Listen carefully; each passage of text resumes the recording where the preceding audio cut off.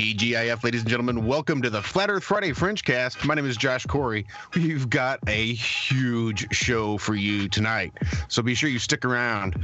We've got Martin Liedtke coming on. We've got Norbz coming up first, and we've got some special updates ahead, plus all sorts of announcements. Stay tuned. We've got a kick-ass show for you tonight. So I don't even know what to say. I am starstruck. Just hold on to your hats. Boom, boom. Boom, boom.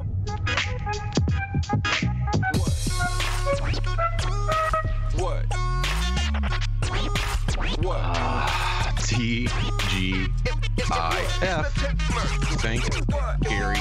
It's flat.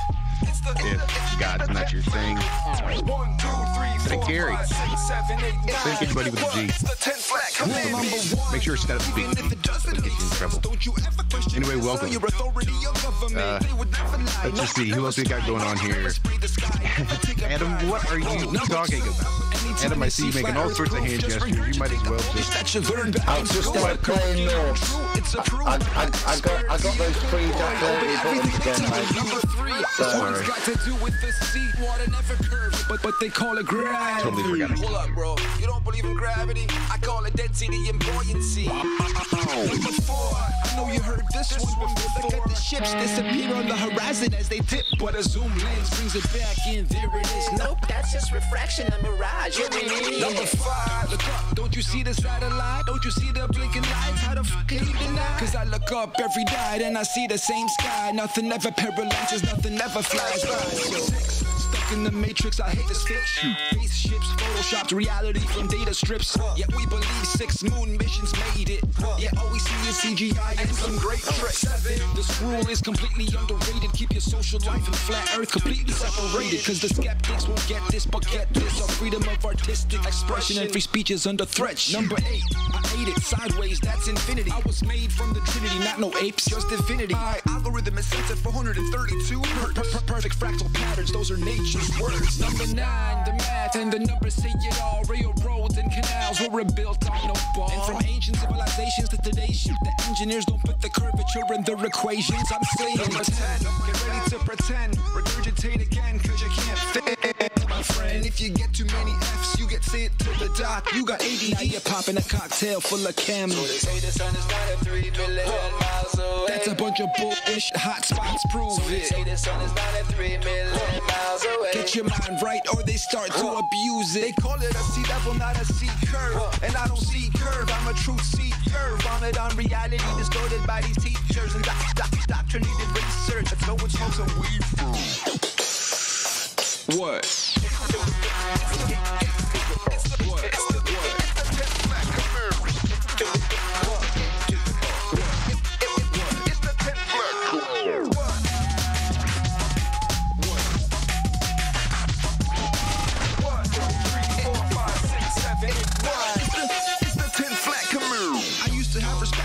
Joking and team for waking people the fuck up to this monster machine, which we all bow down to in some chronic degree. But if you educate yourself a bit, you're free your mind and your seat. You've already learned to love the servitude we put you in. Condition and focus on your ego and sick indoctrination. The faces on the money to remind us of the power. Prophecies were simply repeating the plans of these powers. Bilderberg, Masons, Illuminati, extremists. Down the rabbit hole, Pandora's box, they pledge allegiance. They study your subconscious and condition you to serve. You obey, you fear them, build your ego up and die first.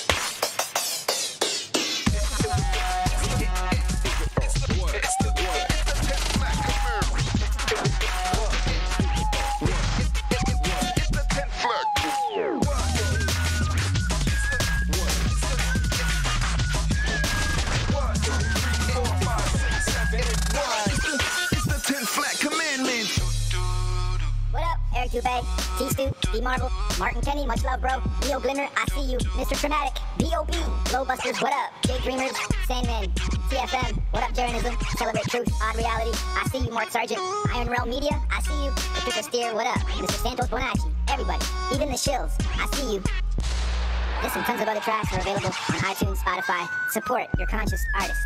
Links will be in the descriptions. This is B. Louie. Thank you guys for watching. Have a great day.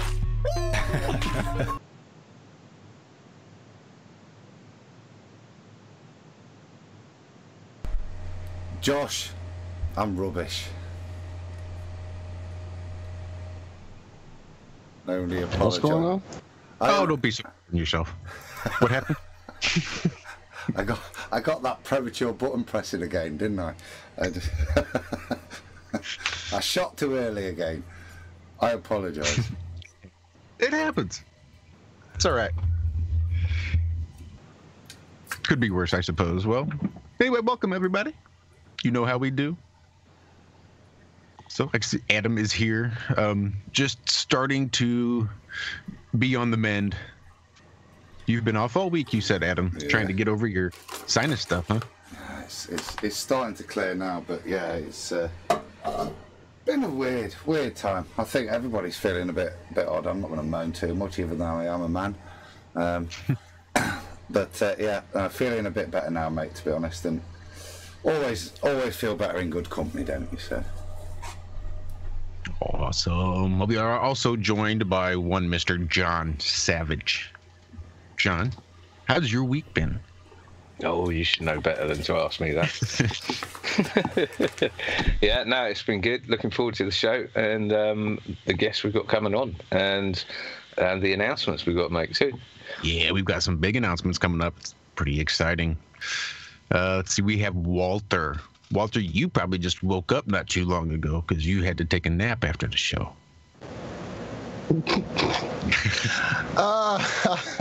You're not supposed to give away all the old man secrets. Yes, I did catch a brief one, but today was kind of hectic. So, but I'm here, I'm raring. I've got my coffee, I've got my tea. I am ready to go. I'm actually loading some Kratom up even as we speak. So, you know it will get lively in here. Of course it will. How was the rest of your day, sir?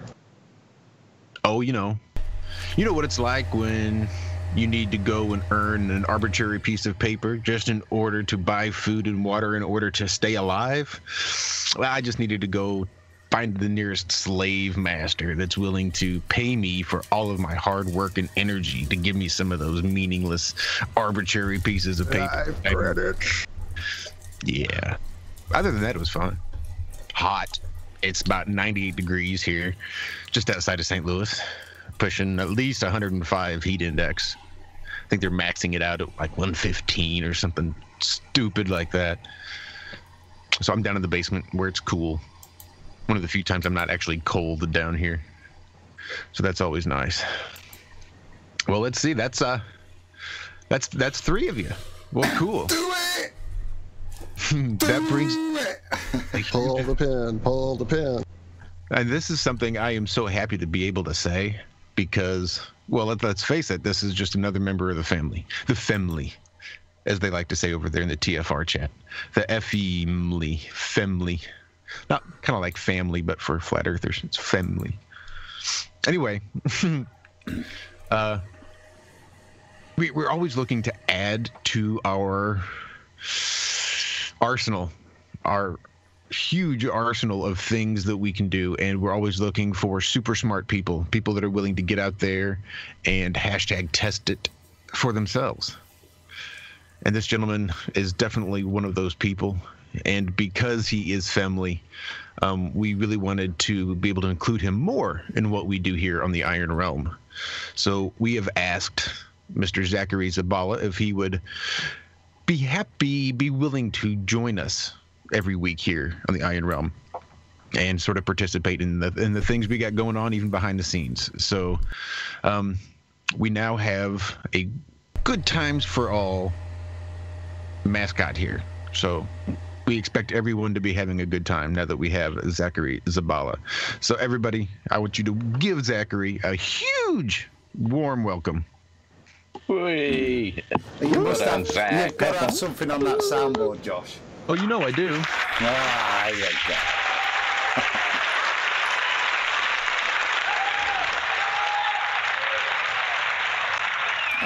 I just want to say, Zach, welcome, mate. It's an absolute pleasure to have somebody that, you know, I tune in and listen to and learn from, and I hope everybody else enjoys you and us guys getting an even bigger conversation going now you're here.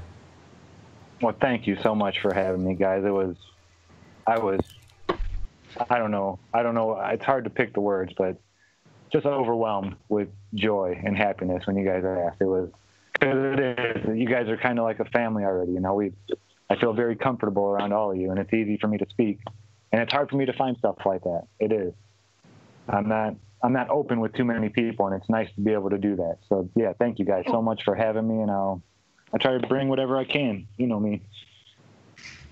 Well, you already have brought so much just to this family from what you had already been doing, hanging out with the chat, doing your channel. I mean, having reconnected me with nature and trees, man, look, I'm smiling every year telling you that right now. So I've got my camera off because it lags my computer too much. You guys don't want to see my ugly mug anyway. I have that face made for radio. So. Welcome to Sir, everyone. We're so glad Zach can be with Zach. Too nice for rice, Zavala. See, I forgot it. Damn it, forgot it. Yeah, I love that. That's great. No, I'm chuffed with that, Zach. Looking forward to, getting down to some good stuff. I'm not part of the family, but I am the estranged weird cousin. So Uncle Fester. Yeah. You beat me to my mute button. I was going to say that. Yes, you're one of the Addams family without a doubt, you fucker. The only person that thinks you're not family, John, is you. So Yeah. Up and deal with it. But no, brilliant to have you on board. And again, looking forward to tonight's show. Yeah, it's always nice to have it's always good to have some wizardry in the realm. Right, and the alchemy and oh man, it's going to get crazy. And man, what a power-packed show for you to join us with, my friend. It's going to be someday. I don't even want to know I don't even have a clue where to begin. Where shall we start? Well, I think we should start with our very first guest. The guest we got on last week, believe it or not. He was there. Nobody heard him, but he was there. At least momentarily, until we realized that it just wasn't going to happen through Skype that day. So we have joining us again, Norbz, who just released not too long ago his new album 618432. So Norbz, welcome back to the FringeCast. Hey everybody, thank you so much for having me as well. I'd like to actually echo Zachary's sentiment with being comfortable to talk on the show. I've been turning down a lot of interviews, and some of the really big ones even, because I'm afraid of what they'll do with me and my content and how they'll edit it. So I'll echo that with feeling comfortable and love what you guys are doing. I'm sorry last week didn't work, but happiness, love, light, and knowledge to everybody. I hope I can add to today's show in the biggest way possible. Thank you for having me. Thank you so much, man. Thank you. That's awesome. Thank you so much. Cheers. No problem. I actually will even further that point by saying I do believe the smaller independent channels aren't getting enough love and light out there. So you guys in the chat listening, don't be shy to bump this. I know it's 4 hours. It's long sometimes, but it deserves more light than some of these bigger guys, because the real truths, I think, and the people that hold weight and don't twist stories are the smaller independent channels that aren't getting the much deserved light they do deserve. Oh, shucks. Cheers, Norbz. I'll stop ass kissing there. But yeah, I'm excited. Today is also another really big day for me on a personal level, because this whole 618432 project, for those that don't know, jump on Spotify, iTunes, Tidal, Amazon, wherever you stream, and just look up 618432. 618 is the golden ratio in numerology. It's also the date I chose to launch this on, June 18th. It's also the unit number where I live. It's a cool triple entendre.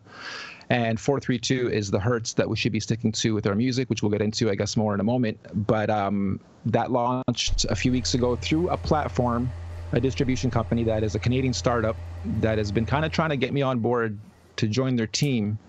And I want to check out their system and whatnot before doing so. So I have now joined a team in Canada on their journey as a startup to help people like myself even get their music out there and get it off the free download, free stream places like SoundCloud and whatnot, and get them onto the actual stores to help young artists, new artists get discovered and monetize. So I just wanted to throw that in there, that this journey of me starting with the flat earth journey on the Norbz theory with Martin Kenny and reproducing his work brought me to I had my eyes closed. The stems from that track were used all over that Norb Theory thing, and everyone was like, what's that song? What's that song? What's that song? What's that song?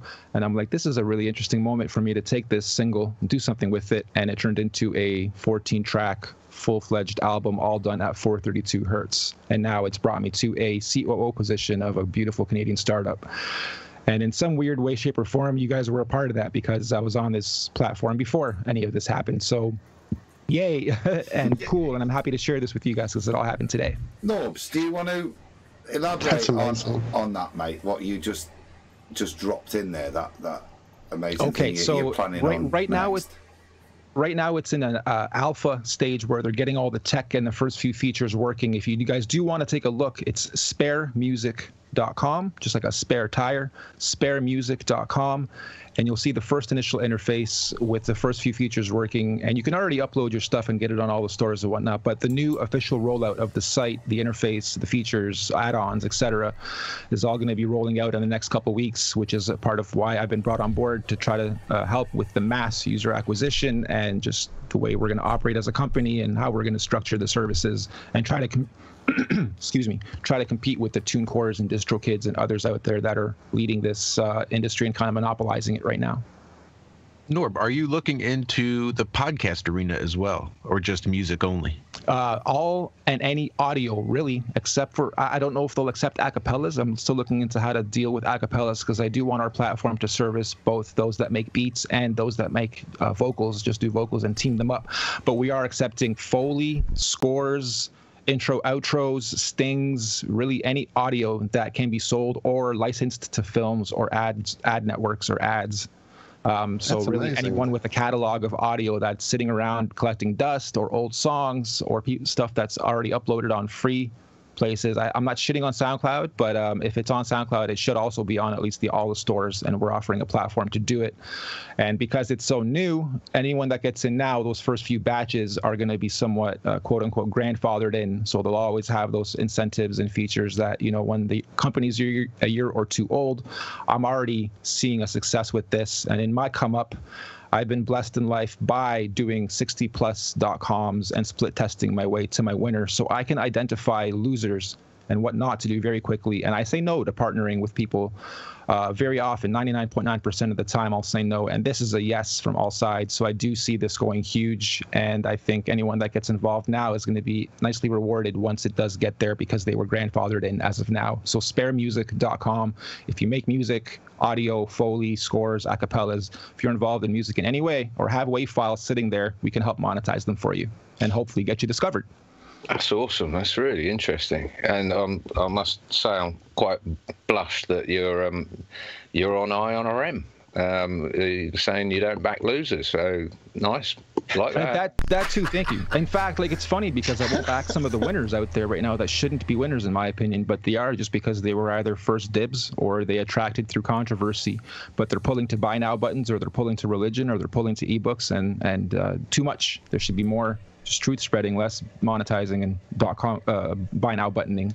So I like what you guys are doing from the heart. And I'm still just a guy. I'm still just a regular guy that just works hard and is persistent. And I've dug my way through some cool moments in life. But I'm happy to be here and share some of this knowledge for the up and coming entrepreneurs, musicians, etc.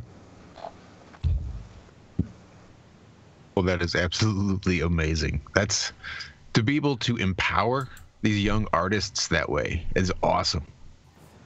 And there's so many people out there making truth music right now, it's everywhere. So yeah, this is amazing. Yeah, specifically there's a guy named Flat Earth Music Guy, right?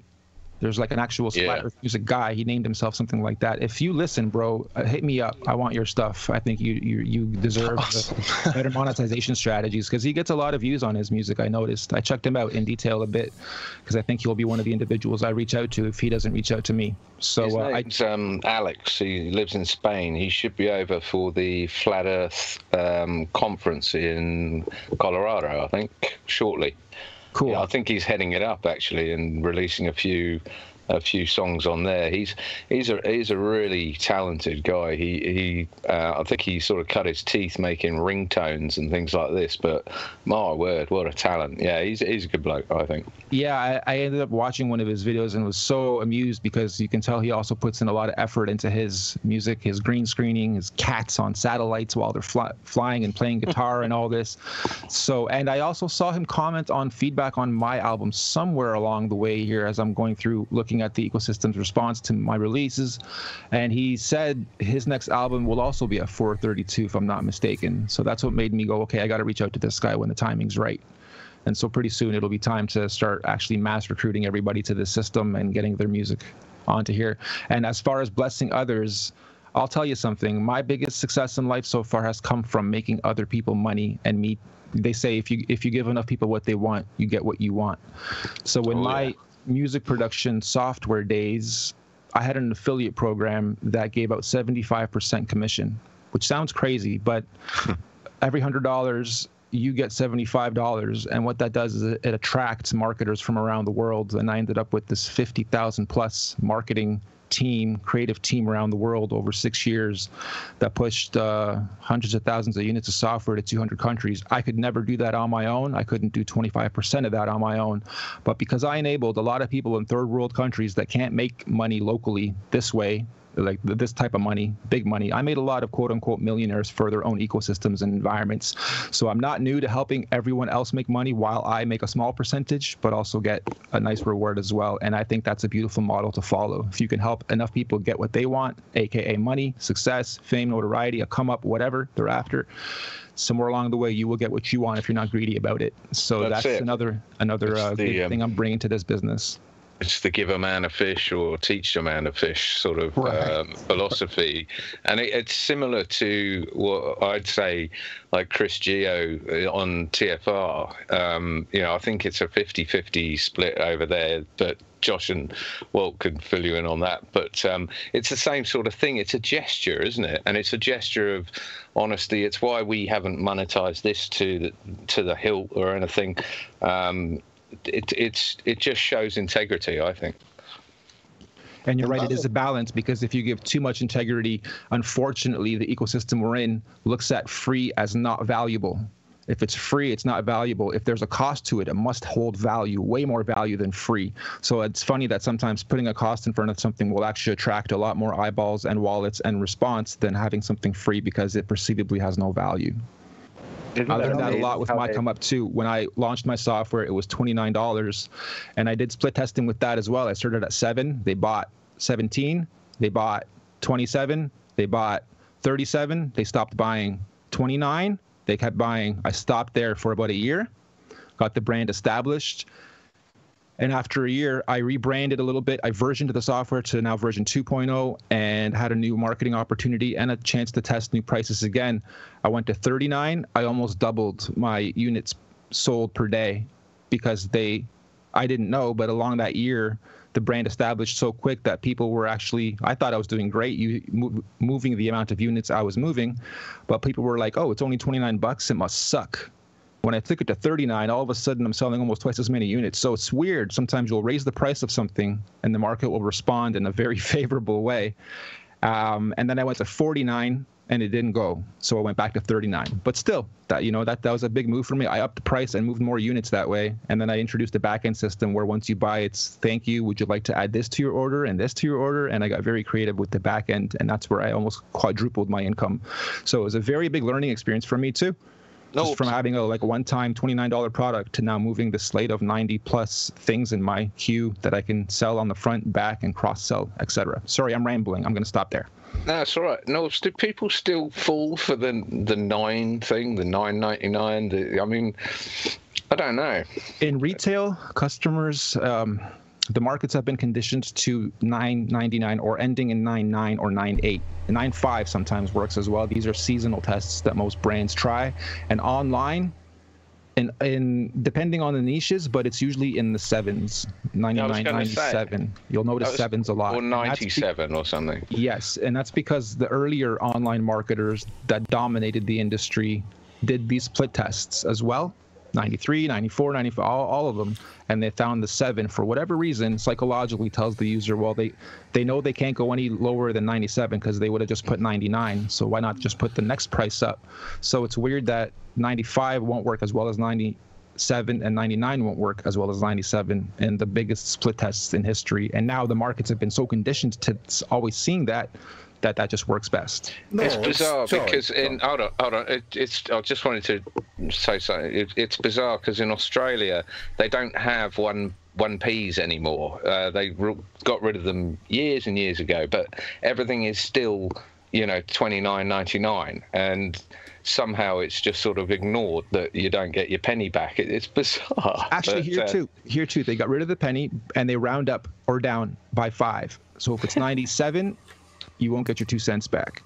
If it's 93, you'll get, or however it works. But yeah, the penny is gone, and they're just rounding up or down.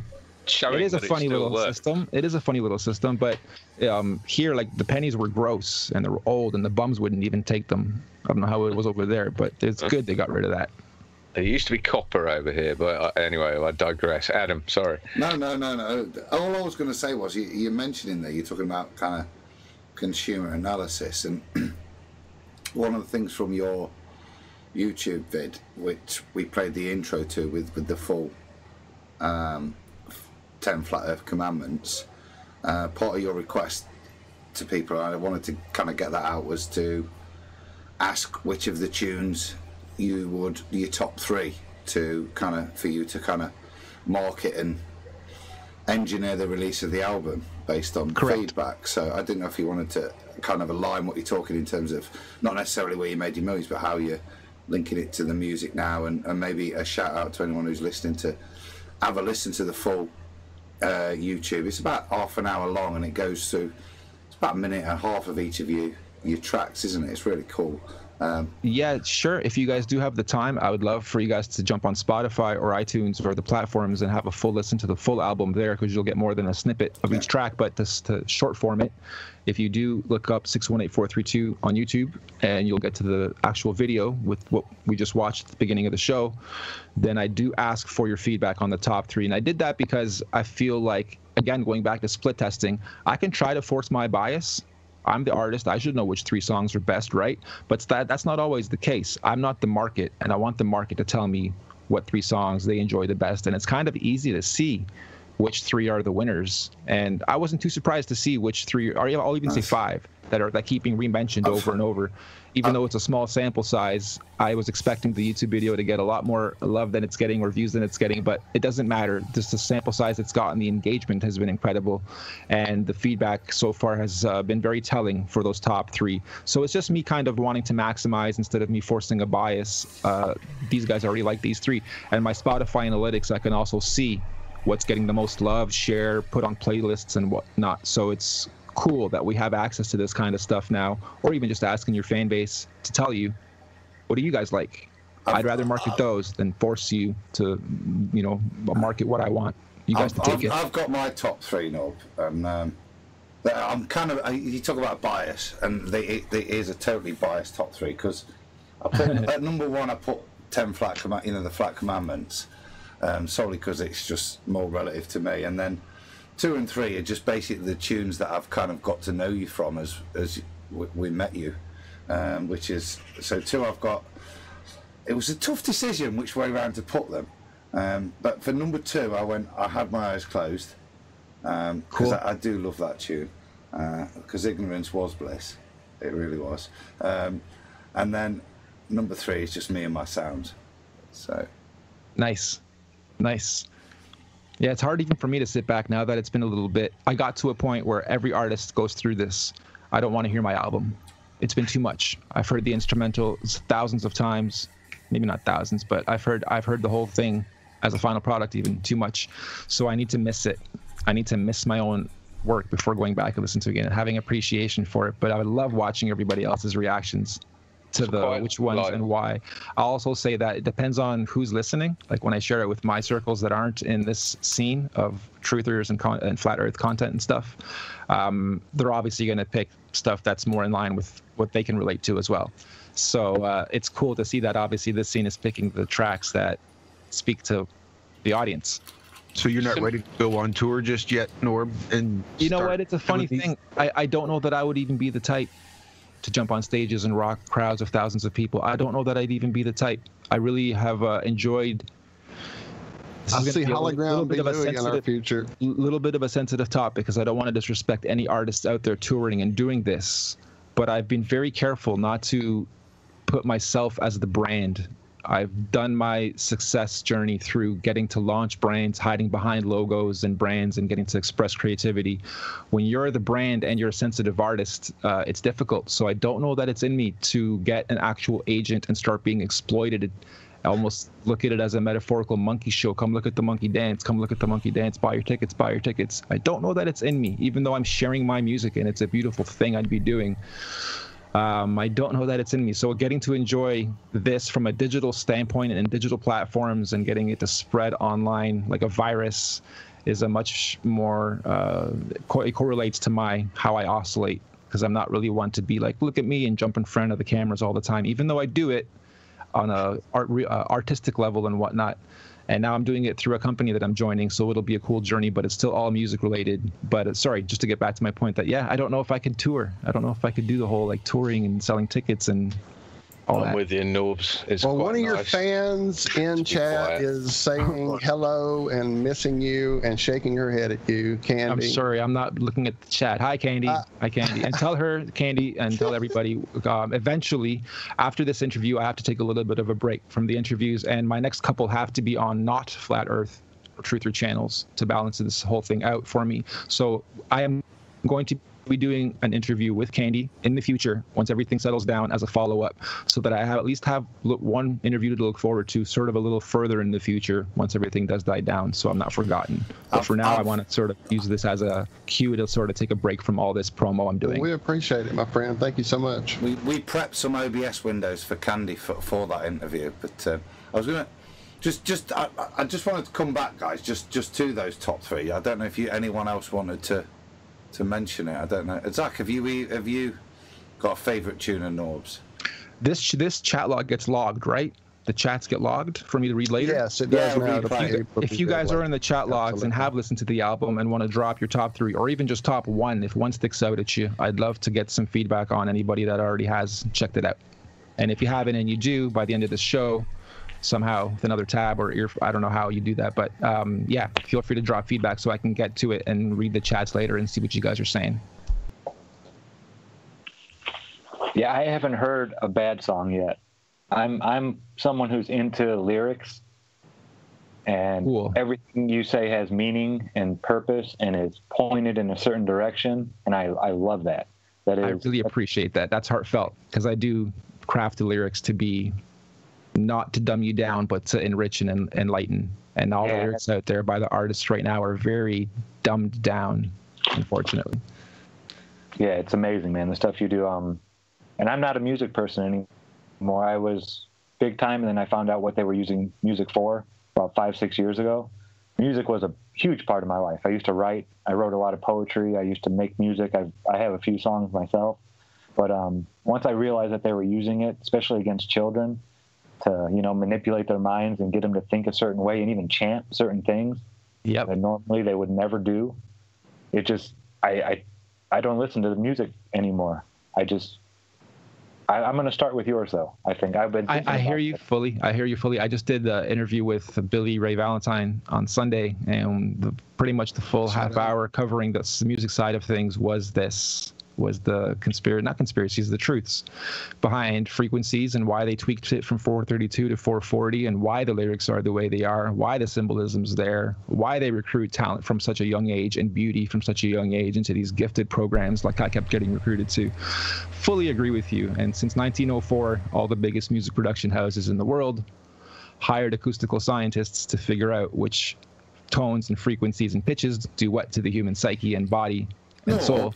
Would you maybe at this point, just before we go into a bit more detail, just for people that maybe haven't heard you before, just reiterate what's different about your music and this album and the 432 and why that is important? I know we've covered it before, but just for those that maybe haven't heard it before. Could Yeah, you just it looks like we do have some new people in chat, so that's awesome too. No problem. Here, I'll try to do it in a brief point form because it can get deep quick and I'll get sidetracked. And if I do, please speed me up. I'll try to make this brief, like point by point. Welcome to the realm, Right, that's part of the realm.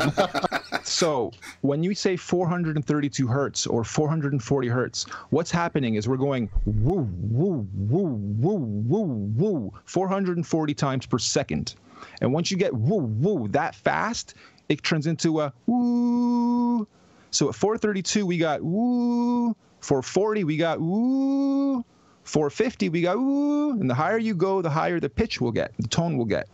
Now, if we take sand or if we take water and we vibrate it at 432 hertz, and you look at the patterns it creates, it'll create the universe's natural designs of flowers, pine cones, trees, anything you look at that has fractals and repetitive patterns. Even us. We oscillate at 8 hertz as human beings, by the way. So in 1904, when they hired these acoustical scientists and figured out what does what to the human psyche, they figured out that by detuning those natural patterns to 440, which when you oscillate or vibrate water or sand at, you'll get a blob, not the universe's natural designs, just this blobby, staticky, unnatural thing. And you stick to music at that hertz, that it makes the human psyche and body and soul react in a hyperactive way and gets people to work harder. Out of all the testing they did, that was their biggest result they found. So since back in the 50s, when they said, okay, universe and everyone on the universe, if you make pianos, if you make instruments, you have to stick to 440 woo, woo, woo per second as the master tuning on A4 440. What A4 440 means is the center key of the piano or a keyboard is C3. If you go C, D, E, F, G, A on one octave above the middle, that A is what they'll tune to the 440 woo, woo, woo, woo, woo. And everyone has to stick to this universal master tuning if you create instruments. Therefore, all the musicians that create the music and then the vocals that go over them will always follow a standard universal pitch. So not everyone's not sort of different. We're all following the same. I don't know why they would want, well, I do know why, but I'm pretending to be naive. So they had to standardize it, quote unquote. And so since the 50s, we have by law been forced to take in, I won't maybe say by law, but by just culture, tradition, and telling everyone this is what they quote unquote have to do, follow tuning if you're creating instruments. Now we can detune instruments. Now there's movements like back to 432. So what I did was when I started every single track that I created, I started a first instrument at 432 and every instrument that followed at 432, then my vocals on top of everything at 432. And now you have a truly created 432 sonically pleasing piece that hits the lows, mids, and highs, and all your chakras are now lined up with the music like it's supposed to be. And now you'll know why people have a special spiritual connection to their soul, to the music of the likes of Bob Marley, Mozart, Jimi Hendrix, Sade, and many others that followed the 432 hertz tuning, not the 440. Here's the trippiest part of everything I just said. I've been a professional music producer for 25 plus years. 2018, I finally launched my first solo debut album, full-fledged album. I've launched tons of compilations and thousands of beats have been sold to low, mid, and high tier artists. 2018, I launched my first solo debut album being this. In my process, I've talked to hundreds of my fellow producers, artists, rappers, singers, engineers, acoustical scientists, few that I know. Nobody has heard of this before until I brought this up to them in my circles. Just to show you how hidden and how oddly hidden this is. I'll stop there. Oh, that was brilliant. Thank you. Can I be geeky just for a sec? Wait, no. Oh, Adam, no. I'm going to put my foot down. John, you have something to say. I did, yeah. I wanted to get a little bit geeky. I was just wondering whether it was a coincidence that 432 it was divisible by 8, being our human resonance, being our frequency. You said, and B, how is that measured? Like, how can anyone measure their own frequency? I mean, how do they get to that 8 hertz or whatever it is? Gigahertz. Okay, so this is going to get a little geeky. You'd have to be a music producer or open up music production software, open up a VST, which is a virtual instrument, piano, let's say. Somebody sampled the piano and created it for you virtually. Now you can play it on your MIDI keyboard. And I use Logic. So for instance, in Logic, you would go to your settings, to your tuning settings, and you would detune 440 down by minus 31.6, which would take that down minus 31.6% and give you 432. And it'll tell you on the screen, you've detuned it by this much and you are now hitting this tune. And you can hear it because your piano will go from ding, ding to ding, ding. It just pitched a little lower. So you'll physically hear it that you are now at 432, and there's a visual telling you with a little meter going whatever direction it's going in, depending on what note you're hitting, and it'll tell you the hertz you're hitting. So you can. It's probably me talking gibberish, but the question was, well, my question was, how does someone measure that a human is 8 gigahertz or whatever? You know what? That's a good one. I don't know how you would measure a human, but there are actual physical machines out there as well. I don't know what they would be called. Hertz meters, maybe? Maybe. I know how to do it through my computer and through digital music production software, and tuning an instrument manually, like a guitar or a piano, you can tune to whatever you want. So therefore you can, I assume that's how they would have to do it. If you're doing it through a guitar and you don't have a computer handy, or haven't used one to tune before, maybe they're doing it through these Hertz meters. I'm sure someone can Google this right now and throw it in the chat if you guys can. Google Hertz meter or whatever related searches come up. But there's definitely ways to measure hertz and frequencies off of stuff. Yeah, I'll have to have a look into that. And the other question was the fact that 432 is divisible by 8. It goes into 432 54 times. I'm just wondering if that's... Can I add to that bit, John? Because that's where my geekiness comes in. So, yeah, 432 is divisible by 54 times, but so conversely is 440 55 times. Now if we went to 420, what is it, 424, which would be 53 times, is there a difference? Because you're suggesting that at 54 it's in resonance with us and more harmony with us, and excuse my ignorance because I'm a scientist, not an artist, but so you go up that extra 8 hertz to 55 times to 440.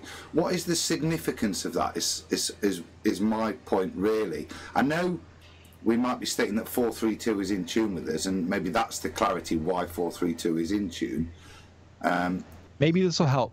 Yeah. If you can open up a new tab and Google Images 440 versus 432, and you'll see the difference in what happens when you vibrate sound, water, or anything. Your brain, we're all made up of water. Right. So we are getting fed these frequencies that are not in tune with not us, but the universe. The universe oscillates at 432. The fact that we oscillate at 8 hertz was sort of me adding a side note. It doesn't hold as much relevance as the Earth's natural oscillation is 432. The Earth's natural heartbeat is 432. I even think back to creatively things like in the movie Avatar, when they're all sitting around going hum, trying to revive or heal or whatever they were doing, because they say 432 heals. It's the natural frequency that can help heal. A lot of this is actually really cool, is somewhere in my feedback on one of my videos is a gentleman thanking me and saying he's got my stuff on loop and it's helping him detox from something or other. Forget what the comment exactly was, but it's actually like getting an effect off of it physically. So yeah, it's really interesting to look at. But if you Google Images that, you'll see yourself, and that might let your brain go down deeper on your own on why this big blob forms at 440 and we no longer get fractal patterns. Things that tie this into that are kind of mathematical, I thought that would attract you, Adam. Like the human resonance. I've put it up on screen now, and that's exactly the point. It was more a lead in terms of you mentioned. It seems like I even remember it somehow tying into DNA and the frequency of like some of that or something. It's been too long. Some of that I can speak on is 432 also equals 9, which holds a lot of value to a lot of truthers, and I'll stop because it divides into a lot of ways. 432 is also 144. If you would take a triangle the square root on each side being 144, the center would be 432. So we have that golden ratio 618 repeating again. And then we go into numerology, which is very scatterbrained for those that don't know or that are new to it. Even myself, I'm kind of newer to it. But my whole album follows, how do I say this? It follows numerology and a lot of things to decode and decipher along your way that you're listening. Like all the track lengths are 333, 444, 432, 555. Richard Callback, I can't remember how to pronounce it, would love your stuff. I'll tell you, he's got a blog. What was it? The Narrow Gate? Yes, sir. Yeah. No, I think it's absolutely really interesting. Thank Again, you. I did find a page that talks about it. 8 hertz is also the frequency of the double helix in DNA replication. That's it, yes. Melatonin and phenylalanine work on the DNA, including an 8 hertz signal to enable mitosis and DNA replication. A form of body temperature superconductivity is evident in this process. Wow. I don't think it's something you or I could do. Equally, measuring Earth's resonance, I don't know about that anyway. And Adam, you put yourself down. You are an artist. Piss artist. Yeah, I knew that was coming. Sorry. I also think we take for granted, and I said sort of the same thing on Sunday's show, that we take in tones. I don't want to call it music anymore. I'll say tones and frequencies on a daily basis in everything. We are drenched in audio, from the background music of trains going by to actual programmed, sonically pleasing cocktails that destroy your soul, like the music we hear, not just in when you press play on a stream or your favorite songs, but elevator music, restaurants, your car, ads, movies, intros, outros of everything. Your own show. You probably play 440, you don't even know it. That beat at the beginning of the show, sick, by the way. Sick beat. Love that beat. I was rapping to it while the show was starting. But it's probably at 440 and you guys don't know. And I think that's another cool thing, is that even though it's destructive and dirty, the frequency 440, it's so they can still make it so beautiful, and you love it so much. It's the new crack. We're a bit destructive and dirty sometimes too, so probably goes with us. Forging that iron. And not for nothing. That beat actually comes straight off of YouTube. It's a song called, well, Not For Nothing. That's another good McDonald. point. That's another good point. All of YouTube's tracks that you can put onto your videos royalty free and all that are all also 440. So now all the content producers are being pushed to use templated 440 as well. So it's really hard to it's difficult to get away from if you really think about it. It's the aspartame of music, isn't it? Yep. It's the new crack. There are apps out there. I should mention this to everybody. There are apps out there that are free that take your music on your phone or device or iPad or computer and will detune it back to 432 for you. Your whole playlist, any audio file you play, it'll detune. The only thing I don't know is the double positives. Like if you play something that already is 432, what it'll do to it. And there's a bunch of apps out there. But it's cool that people are catching on to this. And there's apps that'll take your whole library and play everything at 432. And I don't know if you'll notice, because if you're live playing at 440 and you switch to 432, in that moment that you switch, everything just goes down a bit in pitch, so it sounds funny all of a sudden. But if you start your listening session or your playing session at 432, you probably wouldn't even notice. But your body and your soul will. And I have a few different tuners for my guitar, and I've tried to find a way to set them to tune for that, and I don't see a way to change the sense. So apparently I'm going to have to invest in a new tuner. I'm sure there's an app, actually, I bet, that can do it, huh? Frequency-controlled weather, somebody wrote in the chat. Props. Yeah, frequency-controlled weather, like sonic weapons, they call them, or whatever, are big in the conspiracy theorist lands, too. So who knows what they're really shooting at us when we don't hear it or know it, because it's way too high or low below our radars for our ears to catch it. Way too high of hertz. That's from our smart meters. That, too, off your smartphone. You don't even hear it because it's so high-pitched, but it's wrecking your brain. Cancer. There are free apps out there, Walt. For sure. I have one on one of my old phones. I use it to tune my guitar, and I've done a little experimentation with it. We'll hook up and see what it is. Cool. Or you can say it now if you know what it is. Yeah, please. The 432, my guitar, it just likes it more. Whenever I hit a note, it holds it for longer. It's more pure and rich. And when I tone it to 440, it's almost as if I'm stretching the strings too long. I don't know if I've always just... My natural tuning was always set at 432 because I always would tune by ear. I never really used a tuner. And I noticed when I had to go to 440, I had to turn it way up, and I didn't like the feel of it even on my fingers hitting the strings. It was just too tight. A guitarist who's played a long time can tell the difference, you know. And that's really cool to hear. Yeah, my guitar just, and I've had people, I just have a $225 Washburn V8 or 2002 anniversary or classical edition. It's got a real wide neck on it. And I've had people offer me $700, $800, $900 guitars to trade because this thing just has a super rich sound. It's just so beautiful. But I think it's because I always tune it to 432, and they probably tune it with an electric tuner that's telling them to do it at 440. That's really cool. As a musician that always has had trouble with his vocals, I've been running my studio for 20 plus years and have worked with hundreds of vocal artists and helped them and vocal coached them, but I myself couldn't really do the vocal parts and have always been shy of it.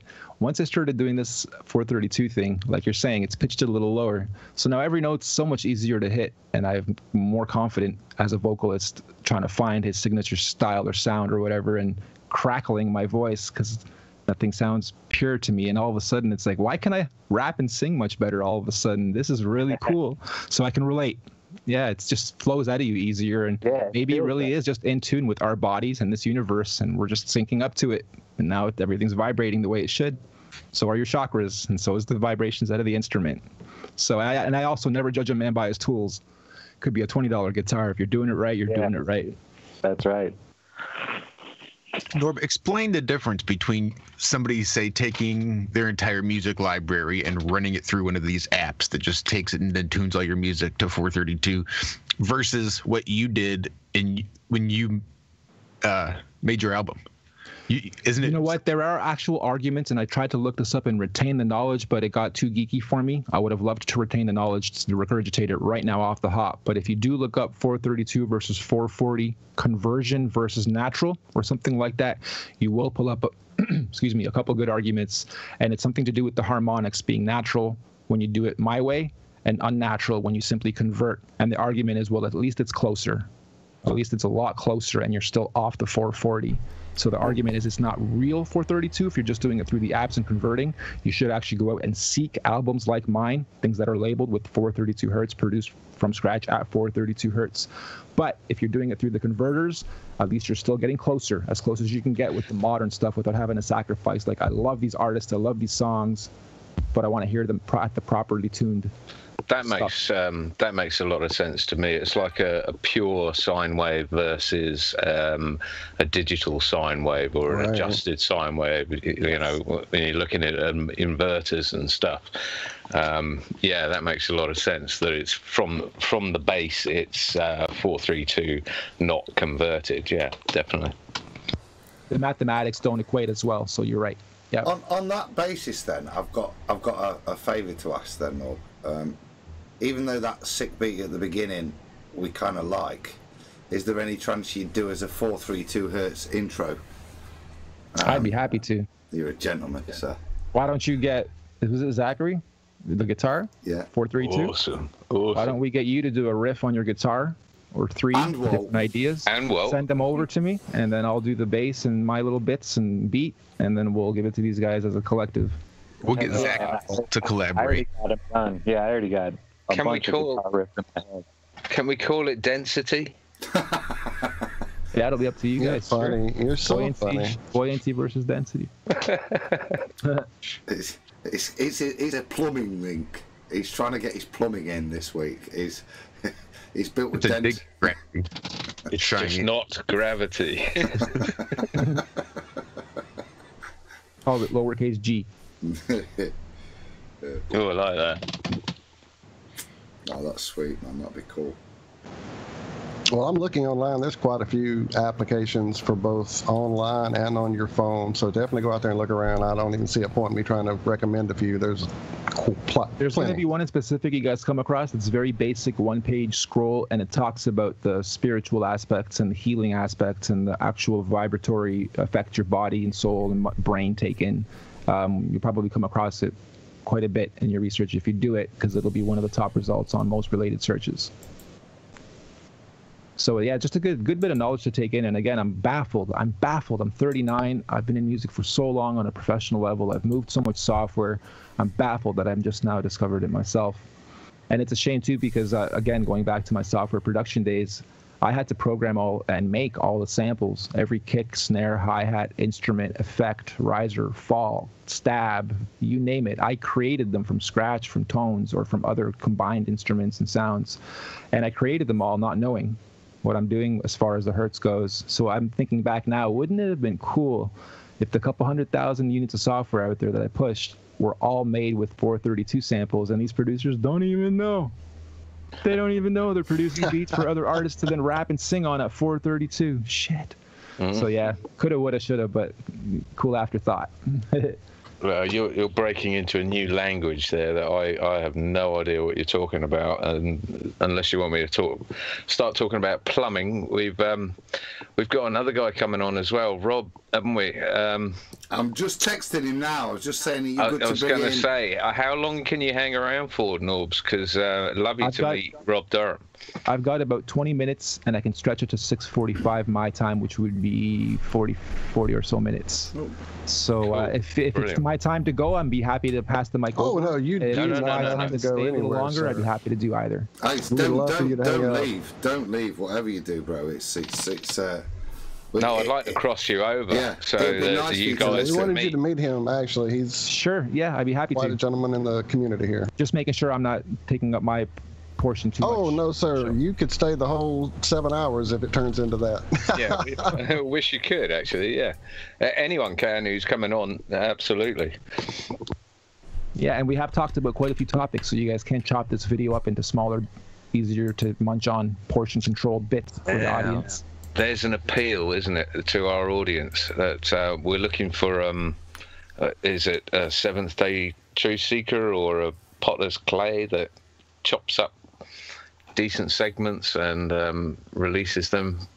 We're told we're too long, basically. So now would be a good time to actually even get some immediate on-the-spot user feedback. Not that we're unsure of ourselves or that we need it, but we would love it. Well, why don't you guys in the chat let people know, do you prefer having videos being 4 hours one time, or would you prefer them in bite-sized content bits and then a full-fledged 4-hour one once all the bite-sized highlights are released?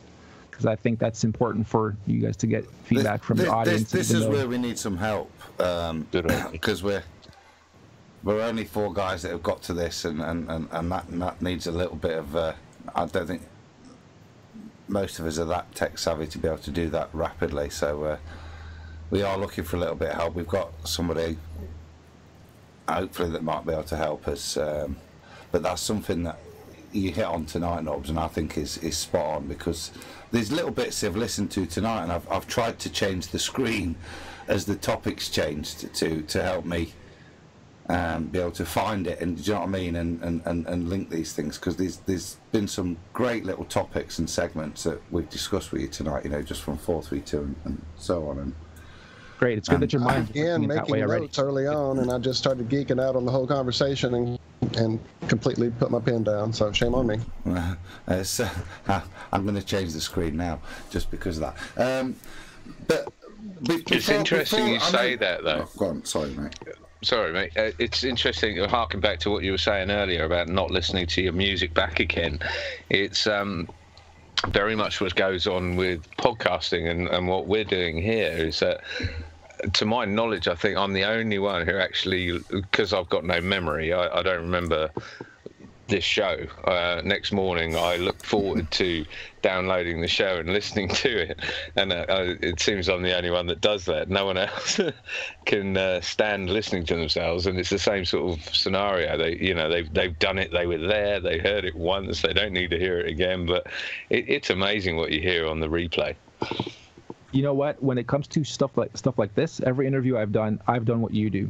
I look forward to hearing it back and hearing myself and how it all went, and am I in a good mood, bad mood, how are they react. Of course, you want to sort of analyze how you're doing, and if you're doing it every day or twice a week in this long, I guess it's just a process for you. But I guess for me, when I'm a guest on the show, of course I want to go back and hear it. I think most guests do. When you're doing music, it's not I created the song last night and now it's the next day and I want to hear it. It's I created the beat last week, I've heard it 50 times while I wrote to it. I've structured my syllables to hit where I want them to hit and my words to hit where I want them to hit. I've sung or rapped it 16 times, different takes, compiling the master take. I've then listened to it again 2 days later, been like, I hate it. I'm going to erase all the vocals and do one clean take now that I know my own melody that I've practiced along with myself. So by the time the track's done, I'm trying to say I've listened to it probably a good couple hundred times, being literal. A good couple hundred times. I'm so sick of it.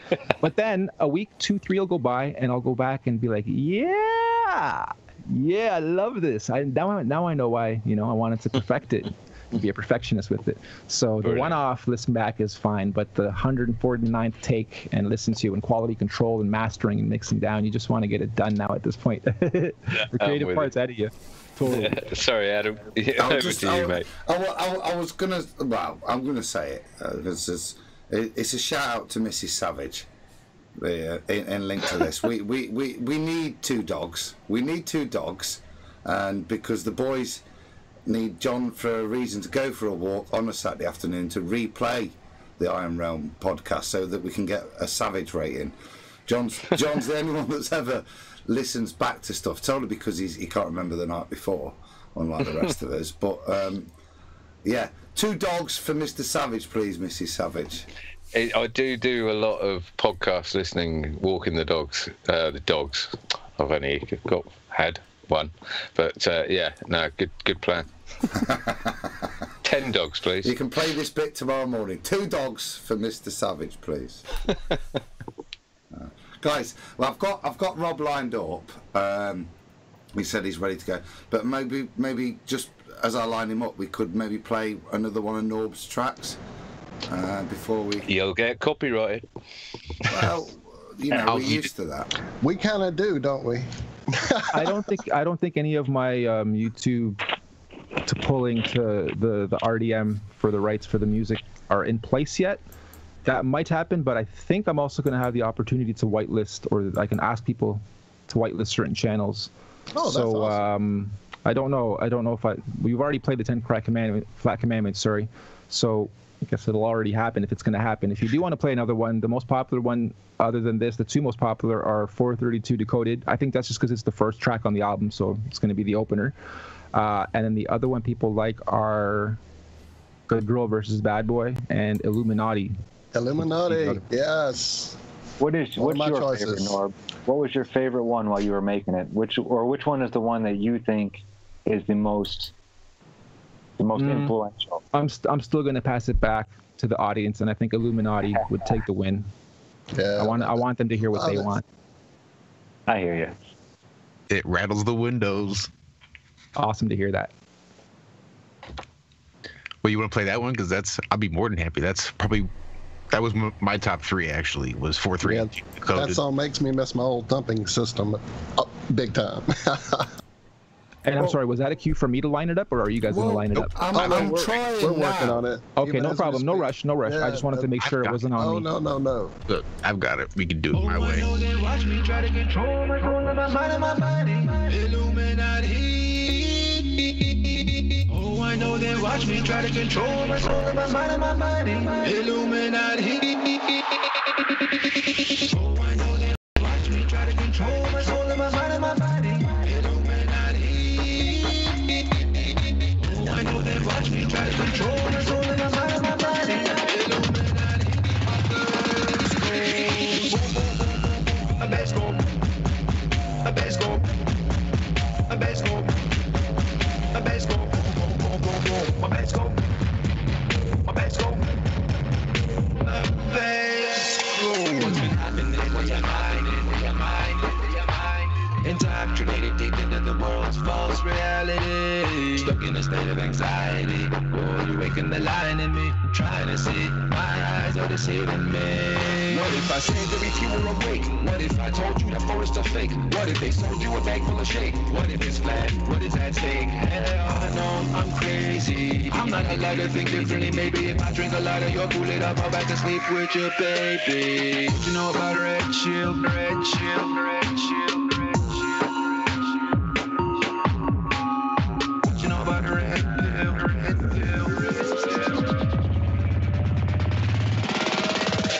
My first goes.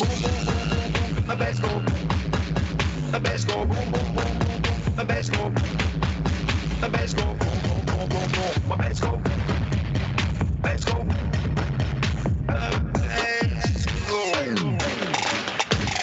Don't wanna hear what you're telling me, cause I know that you're really my enemy. And I know that they're hiding the truth from me. Might be sending some troops for me. What if I said that Susan made up? What if those satellites really stayed up? What if the South Pole wasn't off limits? What if the firmament wasn't a business? What if those agencies are really teamed up? What if we're really living in a big cup? What if reality's just a perception? What if we're lied to, it's all a deception? Hell, oh, I know they watch me true. Oh, I know they watch me try to control my soul and my mind and my body. Oh, I know they watch me try to control my soul and my mind and my body.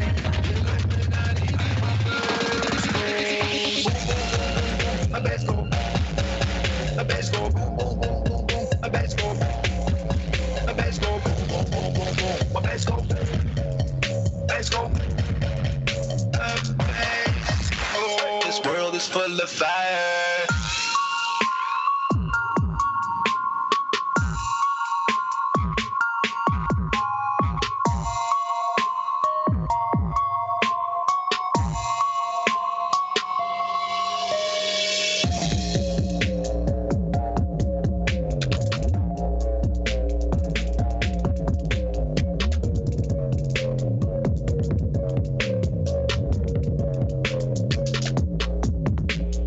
This'll take time to decipher. Gotta decode what I put in the cipher. Say this world is full of fire. Some take the expect. Awesome stuff. I forgot it was cold out. Time for the soundboard. Two things I want to say. First, thank you so much for playing it. And number two, for those that aren't into this kind of music, and those that have watched the video and are asking, what's with the guns and the girls and the violent slideshow, I executed this the way I did for a reason. And I made all the tracks very, very modern, very trap, R&B, hip-hop, reggae, grime, drum and bass, some slow jams for the girls. But it's all done at 432 so that it still ends up in today's modern playlists and younger kids' playlists. And sometimes you got to use their own weapons against them. So this is sort of my way of reinterpreting that, saying I don't want to make it all kumbaya, happy-go-lucky. I could have made it all tones and made you feel all floaty the whole time, but I do want to not target fellow truthers. You guys are already awake. I want you guys to love it, enjoy it, and share it, but do your best to get it into the younger kids' hands and heads and people that aren't used to 432 but still like this kind of music. So I'm sort of doing a double positive. I might lose some subs that are so used to seeing nothing but beauty and love, and they see no evil, hear no evil. Suddenly they have all this trap music, and there's girls, a girl smoking a joint. There's me acting in one of the shows I used to act in, and we're all handling guns and like chasing each other with guns. So people might not get it, but it's not for the people that are already awake. It's for those that are already used to getting their daily poisons of drenched red and guns and violence and women and sex. And I'm using it against them, but with my soundtrack underneath it all, so that they're at least getting what they're used to. And then they're also getting what they're not used to and they don't know they're getting, which is the 432 hertz music. There we go. Genius, man. Genius. Absolutely genius.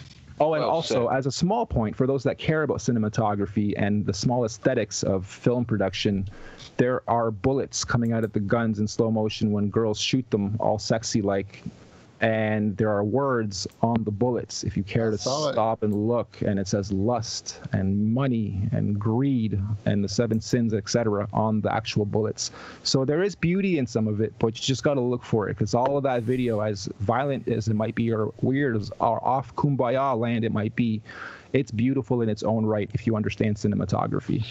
Plus, smoking a joint is there's nothing wrong with that, and a gun itself is not evil or violent. It's who's in control of it that is. Well said, and same goes for frequencies. Aye. Look at you go, Zach. Zach's back in. Well, I'm going to change frequencies just for a second, because we have been joined by Rob. Are you there, Rob? Yeah, I'm here. How you doing?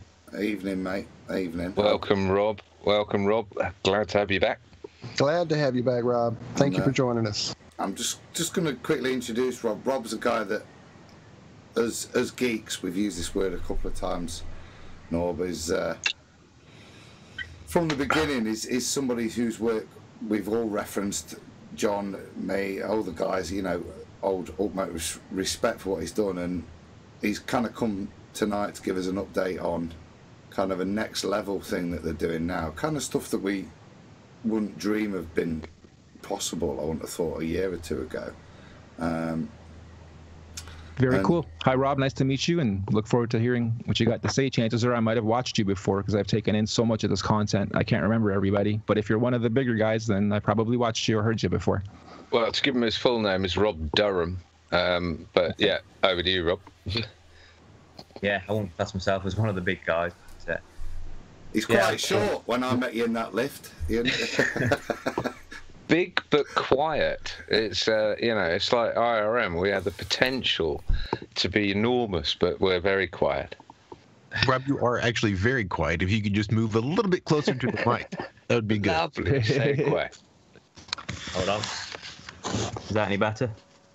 Ah, that's much better. That's much better. Thank you. Cool. So Rob, what have you been up to?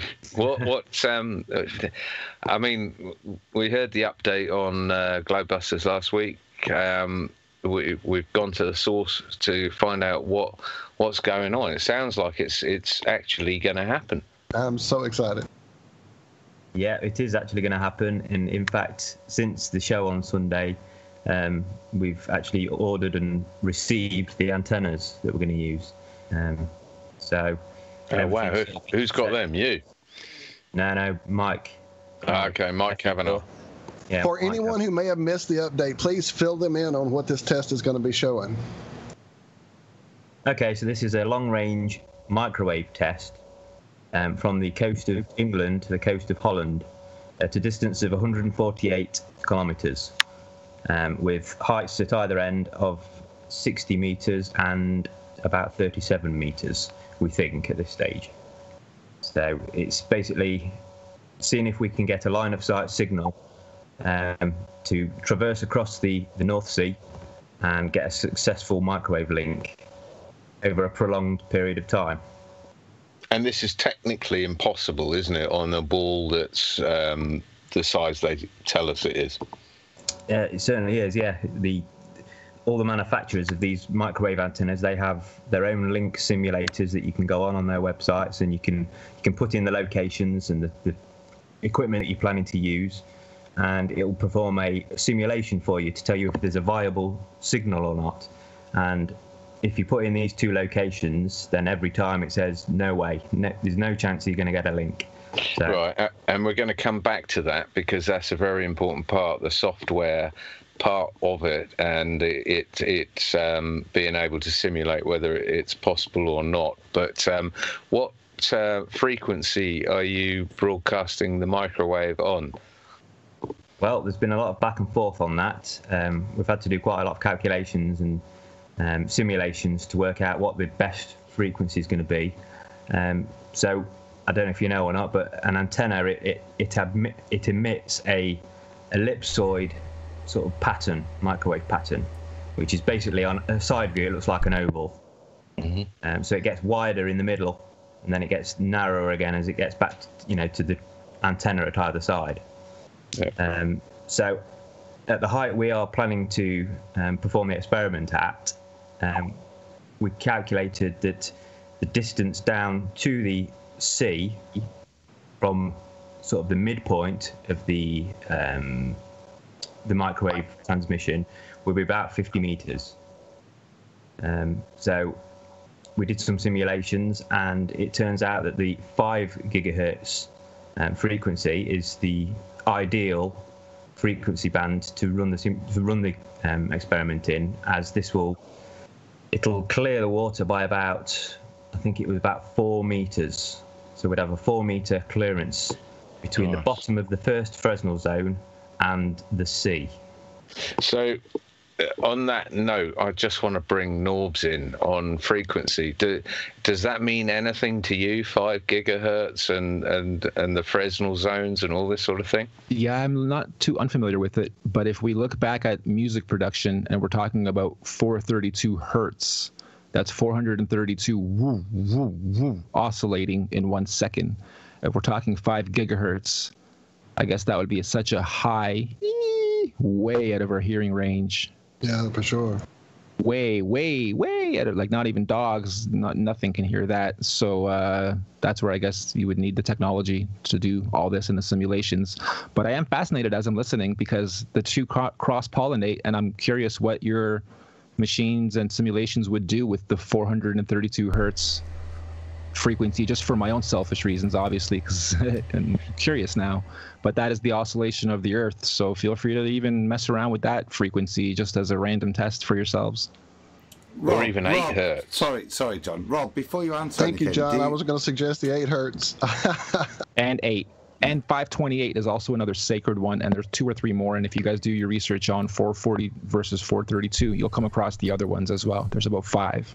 But 432 is the most crossed in big data points. That's why everyone clings to it and says that is the one that the Earth oscillates at. Interesting. There was a question. Sorry, Josh. It's for Rob's benefit. Didn't I? Yeah, no, we were good.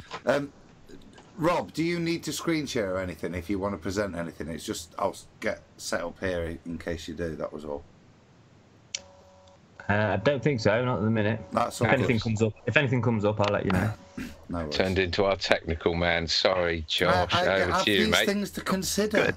Good. See, I love it. That's good. This is actually perfect timing for me, approaching 6:30, and I just got my text here that my ride is on its way. Awesome. So passing the mic off to Rob, and if you guys do have any final questions, comments, or anything, feel free to share now. And in the meantime, while you prepare any thoughts or questions, thank you so much for having me once again. Thank you, everyone in the chat. I've been kind of peeking over to see what people are saying.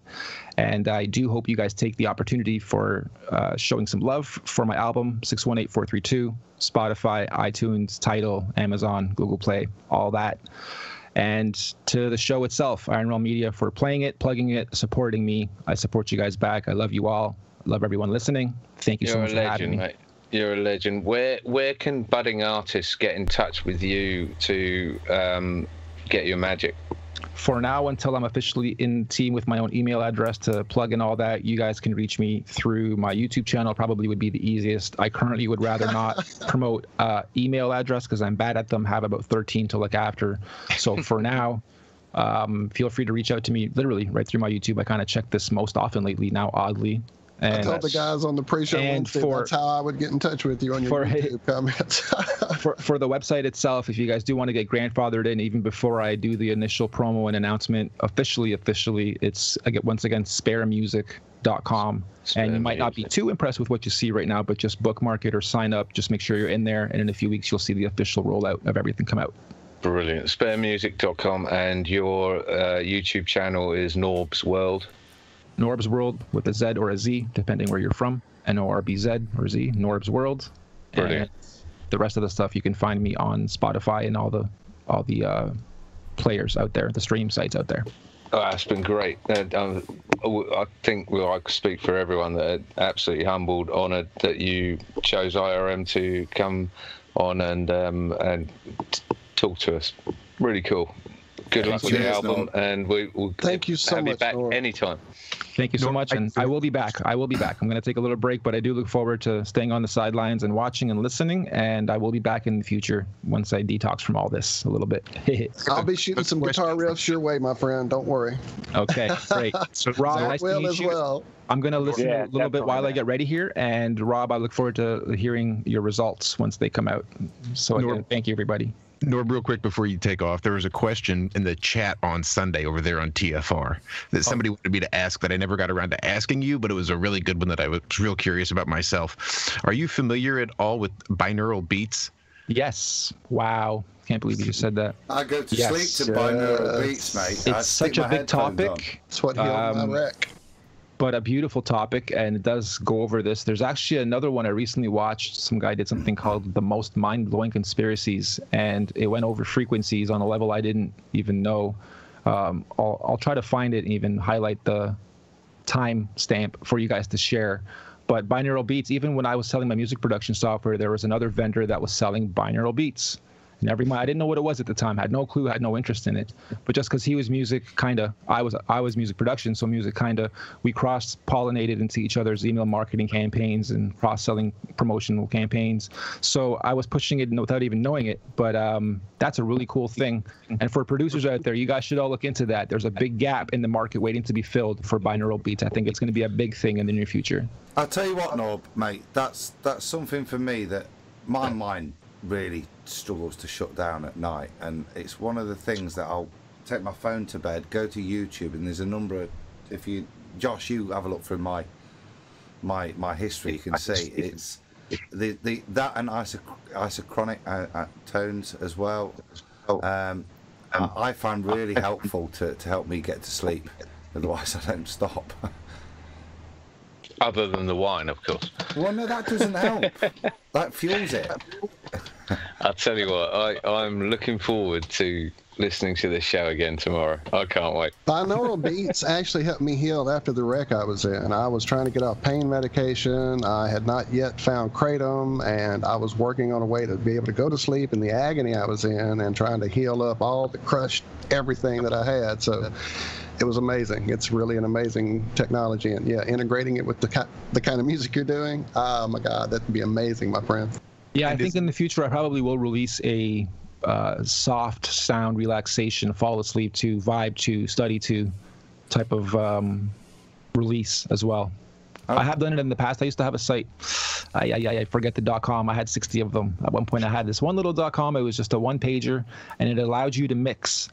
One category was beach, water, birds, and then the next category was like cars going by, just like 3 or 4 categories of different sounds and combinations. How long ago was this? 4 or 5, maybe 3 or 4 or 5 years ago. Man, that may have been part of what helped me through my wreck. I remember one that had that exact feature with the different. You're kidding. There's a couple of us around, and that's why I promise I remember it, because I used to have a machine that did that same function, like in the 90s when I slept days, worked nights. I had a little machine that made those sounds, and I would always use the Ocean. That was my go-to. So yeah, I remember that out for sure. Nice. Yeah, there's quite a few of them now, and they work. They work if you want to fall asleep and you're having a hard time. Some people listen to music, some people watch TV, some people scroll Facebook or whatever, and some people listen to binaural beats or actually take in beautifully sonic, natural sounding sounds. I was just, which I think is beautiful. Just give the people I listen to. It's called the channel I use the most, and I just randomly go through the things. You know, they give it titles and stuff that, you know, you think the universal. I randomly, you know, choose, but it's a YouTube channel called Sonic Elevator, as in the lift, and I find they've got a really good mix of stuff that helps you whether you're tired or whether it's also for helping with meditation as well. Some of the softer stuff is better than just silence in the room, I find. Hey, Norb, thank you so much for coming on. I'm going to let you get out of here so you can. Yeah, man. Thank you. Thank you as well. I'm going to actually address D in the chat right now. I see change the image, Norbz, because on Spare Music, you'll see there's a globe with earphones beside it. I don't know if I could push a corporation to just say, you guys got it, because I have these beliefs. And so I'll work on that, but no promises, buddy. But I do see what you're saying. I'm there signing up. I just now saw it. That's hilarious. But I just caught that myself. Good catch. No, there's a whole rollout coming out for this site. This is, again, was just to get the functionality working and connect all the tech, and now the official branding and everything is going to come out shortly, and I'm thinking that's going to be gone because this whole front end is going to be changing as well. But good catch, good call, good humor, good cue to get off of here. Thank you again, everybody. God bless. Take it easy, Norbz. Peace out. Love you, brother. Speak to you soon. Good. Great guy. Yeah, I dig it. All right, back to Rob. Yeah, there we go. Sorry, Rob, didn't mean to ignore you, but we're excited, just as excited to have you here. Rob, you put out a video recently. Can you give us a summary of that? Yeah, certainly. It was it was basically a world record microwave transmission link that was performed from the mainland Italy to the island of Sardinia, which was just over 300 kilometers. And they did this installation in 2007, allegedly making sure they got above the curvature of the Earth. And it turns out when they went back in 2016 to do an upgrade, somebody noticed that it actually wasn't line of sight, and it was actually below the curvature. So they still managed to get a strong, throughput of data from this, and they called it permanent as well. It was a permanent link. So usually weather and the atmospheric conditions affects these microwave links, but apparently this one was permanent. So I basically put out a video going through the process I went through in researching the whole thing, and it basically points to, in my opinion, some deception. And I purposely put the video out as a strategic measure to try and gauge some of the comments that would come back, so that we could sort of counter them when we do our microwave test, so we know sort of what we're going to be looking for. And sure enough, somebody in the comments did actually come up with something, and this is to do with it's kind of like the 7/6 that they apply to the radius of the Earth for the Metabunk calculator. Well, it turns out for microwave transmissions, there's a similar thing, except it's 4/3, which translates to 1 1/3 times the Earth, the radius of the Earth, the size of the Earth. So if you do the calculations for our proposed experiment, then, well, I think the Earth, I calculated that the Earth would have to be 94 times the size it is for the transmission that we're proposing to do. So that gives you some idea of the, Sorry, Rob. So, as dummies, I saw you lean forward there, Zach. Go if you want. Does that mean 4/3 my arse? It doesn't really matter. Yeah, basically. Yeah. But it's just not going to cut it. They can't come back with that excuse, because it would have to be, what would it be? 94/1, not 4/3. Rob, that 4/3, that document I sent you, I think it was regarding the Sardinia link. They named that value K. Yes. You remember that? The K factor. That's right. Yeah. Yeah. And that was literally the same as MetaJunk's, whatever they had. What was it? 7/6 or something? Yeah, I think it's 7/6. Yeah. It basically came down to refraction and angular or distance away, things get smaller. Oh, I can't speak for shit at the moment. I don't know what's going on. You know what I'm saying? I don't know what you're saying. Yeah.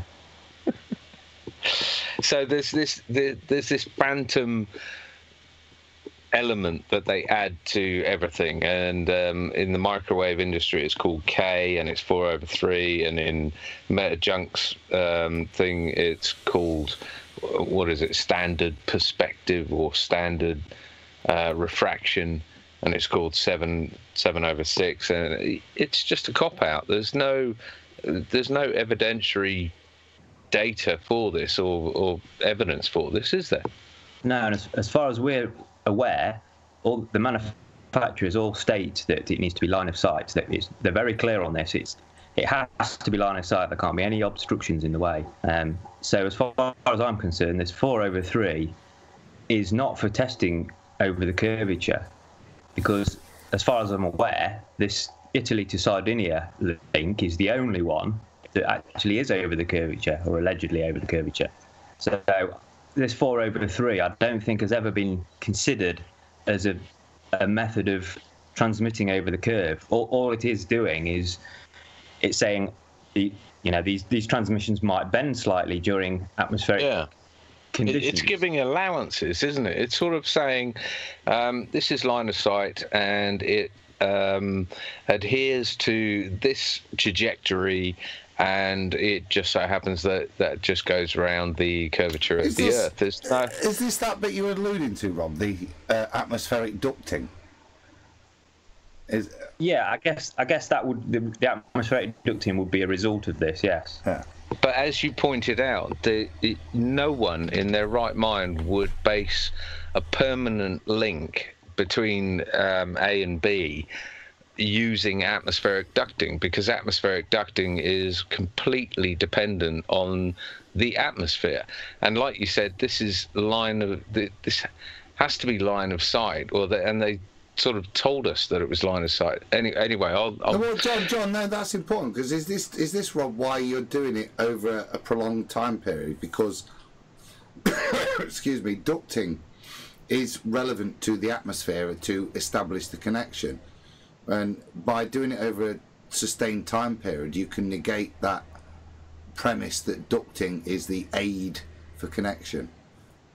Yeah, exactly. If we can get an established signal, a link, then all we need to do is leave it there for a prolonged period of time. Make sure a few weather fronts have come across, some different atmospheric conditions, maybe some rain, and if it still holds throughout, which all indications say it should do, and which, in actual fact, that is a requirement. If a customer expects, if they're having one of these deployments of these antennas, the customer expects a stable link, not weather dependent. It needs to hold.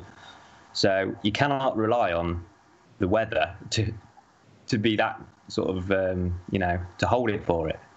So yeah, I've got two questions, or I did have. One's probably gone actually. We were looking at the software that you were saying calculates whether it's line of sight or not.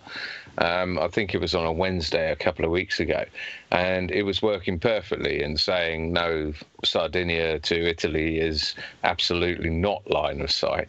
And then suddenly after that, you found that you couldn't do the same experiment or the same thing online from Italy to Sardinia using their software again. It was just coming up system error failure or something, but you could do it from anywhere else in the world.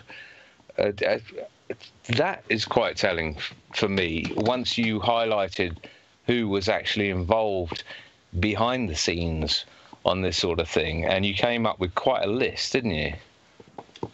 Yeah, apparently there was quite a list of bodies and European agencies and United Nations agencies that were involved in the thing, and we know that the UK or the British military is a big customer of Ubiquity as well. So right, it could hold military applications, because remember, this is at the forefront of. Well, I'm not saying the military haven't already got this kind of technology; they probably have, but as far as consumers go, it's at the forefront of technology at the minute. They're bringing out faster and stronger, technology all the time. So it just seems to me like it was. Talking about that, I mean, did you ever see a documentary on, these guys that are going into the wilderness of the Ukraine and Russia and this sort of thing to now unused sites that were used back in the 70s or whatever it was? There was a massive array in the Ukraine, which was the largest radar array in the world, as far as I remember, or as it was built, and it could see to the coast of America. And I put this to an air traffic controller and watched his brain melt as I mentioned it. And you say it's new technology, but I think they've known about this sort of thing for absolute years. That was, I don't know how many miles that was, 6,000 miles or something maybe. But have you heard anything about that? The Ukrainian radar array, Russian radar array? No, I've not heard about that particular one. I've seen some documentaries of some abandoned facilities in Russia, I think it is. Some huge, huge facilities. I think it was their version of NASA, an old facility of their version of NASA. No, I've not seen that radar array, no. I know the United States have one that they move. It actually travels on water, and it's a giant, huge antenna system. I think it's, don't quote me on this, over 400 feet tall. It's huge, and it takes a really long time to move around. That's the thing it's a ship with an enormous ball on it, is it? A huge ball. Yeah. I've seen that under the title of HAARP most of the times. HAARP for new people. Well, that's what I heard they did when they decommissioned the base in Alaska, because that's where the original HAARP array was. I think it was in Alaska, and I guess that can only get so much play on YouTube. They've as a secret base before you gotta shut it down. So I thought they found something new. I think, Josh.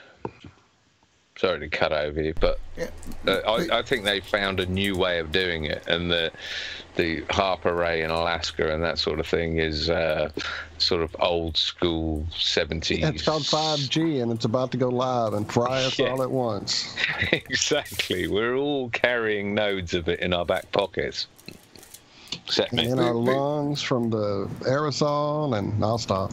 Yeah, before we get too off track, guys, Rob, tell us about your experiment a bit more. we did go off track there, big time. Let's see, what else is there to tell? How is it practical to be in place for so long? Has that been worked out yet? I mean, surely someone's going to have to be in a shed somewhere on the Dover Cliffs for a month. Do you need, round the clock staffing volunteers, or? There's a couple of people in mind who are going to join us. We've got a location kind of sorted. We're looking into some accommodation. There's a place right on the edge of the cliffs that would be an ideal place to set up a base. From the other side in Holland, I think there's, as you probably know, there's not many high places in Holland. It's pretty flat. So the idea is to use I don't know if you're familiar with them, it's called a cherry picker. It's like a mobile platform. Yeah, so that's what Mike's intending to use on the Dutch side, so he can get up really high. And he's planning to use, I think he's going to be using the salad device, the device he uses to aim the laser. Can you remember what that stands for again? Super accurate leveling laser aiming device. Laser, that's it. There you go. Nice, Rob. Rob, so he's doing that on that side. You've said people are camping out, and just a couple of quick questions then. There's two. The first one is people are camping out. How long? You've mentioned weather fronts. How long are you expecting to conduct the experiment over in terms of days? And secondly, you're doing the microwave. Is there going to be anything optical or laser based to run alongside or attempt? You've said you've got the salad there, so. Yeah, the plan is to do the laser as well. We're not sure how well that's going to go because I don't think it's ever been attempted over that distance before. But we might as well, since we're doing it. We might as well. So, yeah, and we're not camping out as such. I don't really want to camp. I like camping, but I don't want to camp out there for the duration that we're going to maybe have to do it, which is we're looking at 2 weeks. Mm-hmm. To be that there in total. We're hoping it won't take that long, but we're setting ourselves aside 2 weeks. When? Can't tell. Don't tell them. No, sometime roughly. This summer. Coming soon. Coming this summer. Before Rob Durham. before autumn then. Yeah. Cool. Excellent. Wow. Yeah. And are you involved in this personally then? You're going to be there. Yeah, I'm going to be there aiming the microwave antenna as much as I can. It's the actual transmission is going to come from the Dutch side, so I'm going to be there ready to receive. So you got people to record the event? That probably will happen. We haven't really discussed that yet. It's been more with actual getting the equipment so far. Like I say, arrived yesterday, so Mike's going to be doing some testing with that over the coming weeks, just to make sure he gets familiar with the system, how it all works. Because there's some cool facilities on there, inbuilt software facilities such as a device, an audible sound that so when you turn the antenna away from the the other antenna, it beeps slowly, and then as you turn it towards and it gets a better signal, it beeps faster. So it's cool. That sounds pretty cool. Spectrum analyzers and all sorts inbuilt, so it's quite sophisticated stuff. Okay, so where did the funds come from to buy this? People will want to know, obviously. At the Rockefeller, UN. The antennas have actually, I think they've come from Mike's back pocket. Flat Earth, we love it. So all thanks to him for that. I mean they're not cheap. It's pretty state-of-the-art equipment. It's a good job we didn't have to go for 11 gigahertz, because that's probably double the price. So. Bloody hell. Wow. So how do people keep up with this? Do you know? I am in the middle of putting together a project brief, which it's going to go to everybody at FE Core for comment, or it has gone to everybody at FE Core for comment. So as soon as that's decided, I'm sure they'll publish something on their website, and then it'll get marketed in the usual way, maybe YouTube videos and such like. But we're being a bit more coy with this one than we were with the the late Balaton and the. Yeah, I implore that you be a bit more coy about this one in terms of exact locations, exact dates and everything, because, we know what's going on. Yeah. You mentioned FE Core. Zach, have you, you've got connections there. Have you got any insights into Rob's stuff? Yeah. Oh, yeah. Well, I have my ear to the ground there, and I get to hear a lot of what's going on there. And, yeah, it's amazing. Just the conversations that they have. Most of them go way over my head, and I have to go looking and researching for hours to even understand what they're saying. Me too. There's a lot of super intelligent people that are working on this stuff. It's just really, I'm like so humbled. I don't say too much, It's really just it's a great learning experience just to watch how all these great minds are all working together to accomplish one thing. It's awesome. It truly is. It's a beautiful thing to see. Yeah, and I thank everybody that's a part of it. You guys are doing a great job. It really is awesome. Like you say, the conversations that go on there, it's just, I can chime in on the bits that I have some knowledge on, but most of it is way over my head. Yeah, very bright people that are taking a look into a lot of this stuff. Yeah, put a lot of time and effort, and I mean, you get away from a comment thread for a few hours and it's filled up to 99 sometimes, real quick. But yeah, it's hard to keep up. Yeah, dedicating a lot of their time and effort into doing this stuff. Yeah, get ready, folks. It's going to get really, really. They're going to be putting out some amazing stuff. Yeah, I was going to say. I mean, this is awesome. This is what's been cried out for 3 years now. I mean, who would have thought 3 years ago that, when you were just coming across this and going, holy shit, the world's flat. Oh my God, it's not moving. What else are they lying about? And now there's this organisation, there's a backing. I mean, there's shit going on all over the place. Not just including FE Core, but all over the place that is pretty much dedicated to finding the truth, no matter what the hell it is. And it doesn't matter how much time and effort we're putting into this, it's worth it, because no one likes to be lied to. I think that's it, John, isn't it, mate? I alluded to when we introduced Rob there. The stuff you're doing now, Rob, is freaking awesome, man. This isn't when the ballers crab about real science.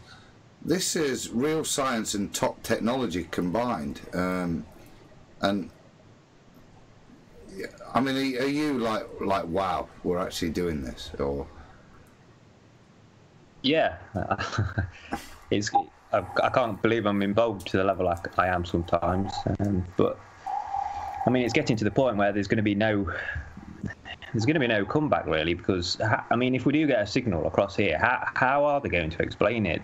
Their own curvature calculators, their own calculations and simulators and everything, they all say that we shouldn't get a signal.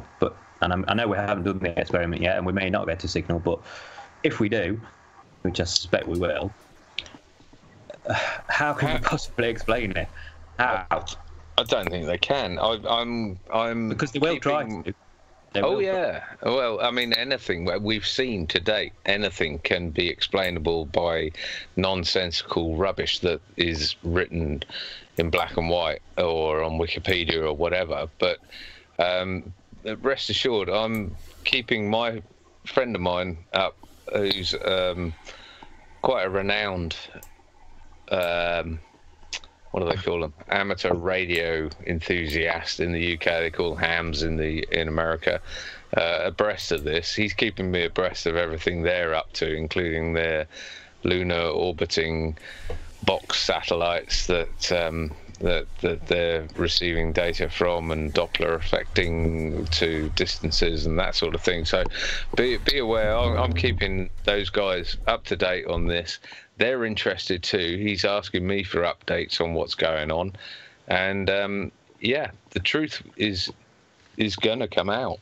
And like you say, there is going to become a point where it's just going to be undeniable. It doesn't matter if people have done the tests or not.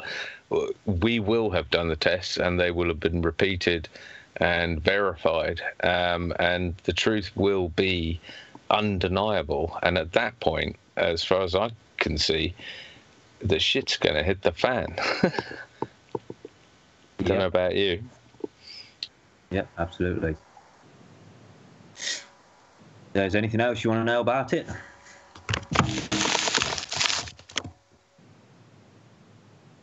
Probably. I want to know the date. I want to know the time. Right, exactly. I don't want to hear it on here. We don't want to spoil it. Right. I want to keep it quiet. But I don't know. I think we got Martin Liedtke in the wings as well at some point. It'd be lovely to have. He is in lovely chat. To have a crossover. Even as I'm checking over into the chat, I see Martin right there hanging out with us. So we appreciate your patience. It has been quite a packed show today. Everyone, thank you so much. It has been amazing so far. Rob, thank you. This is exciting. And I hope someone thinks ahead and plays a little bit of some Cliffs of Dover, one of my favorite songs. So. Can you stick around, Rob? I'll stick around for a bit, yeah. If anybody wants to join in or attend the experiment, then feel free to contact me. That's for any of the listeners available in the UK. Let everybody know again how to best get with you yet one more time. I'm sure you've got it, but just in case they don't. Probably the best is my email. That's neomagic, NEOMAGIK @sky.com. There it is. Brilliant. Well, stick around as long as you can. But I think Martin Liedtke's time has come around, hasn't it? Okay, cool. Well, thanks for having me.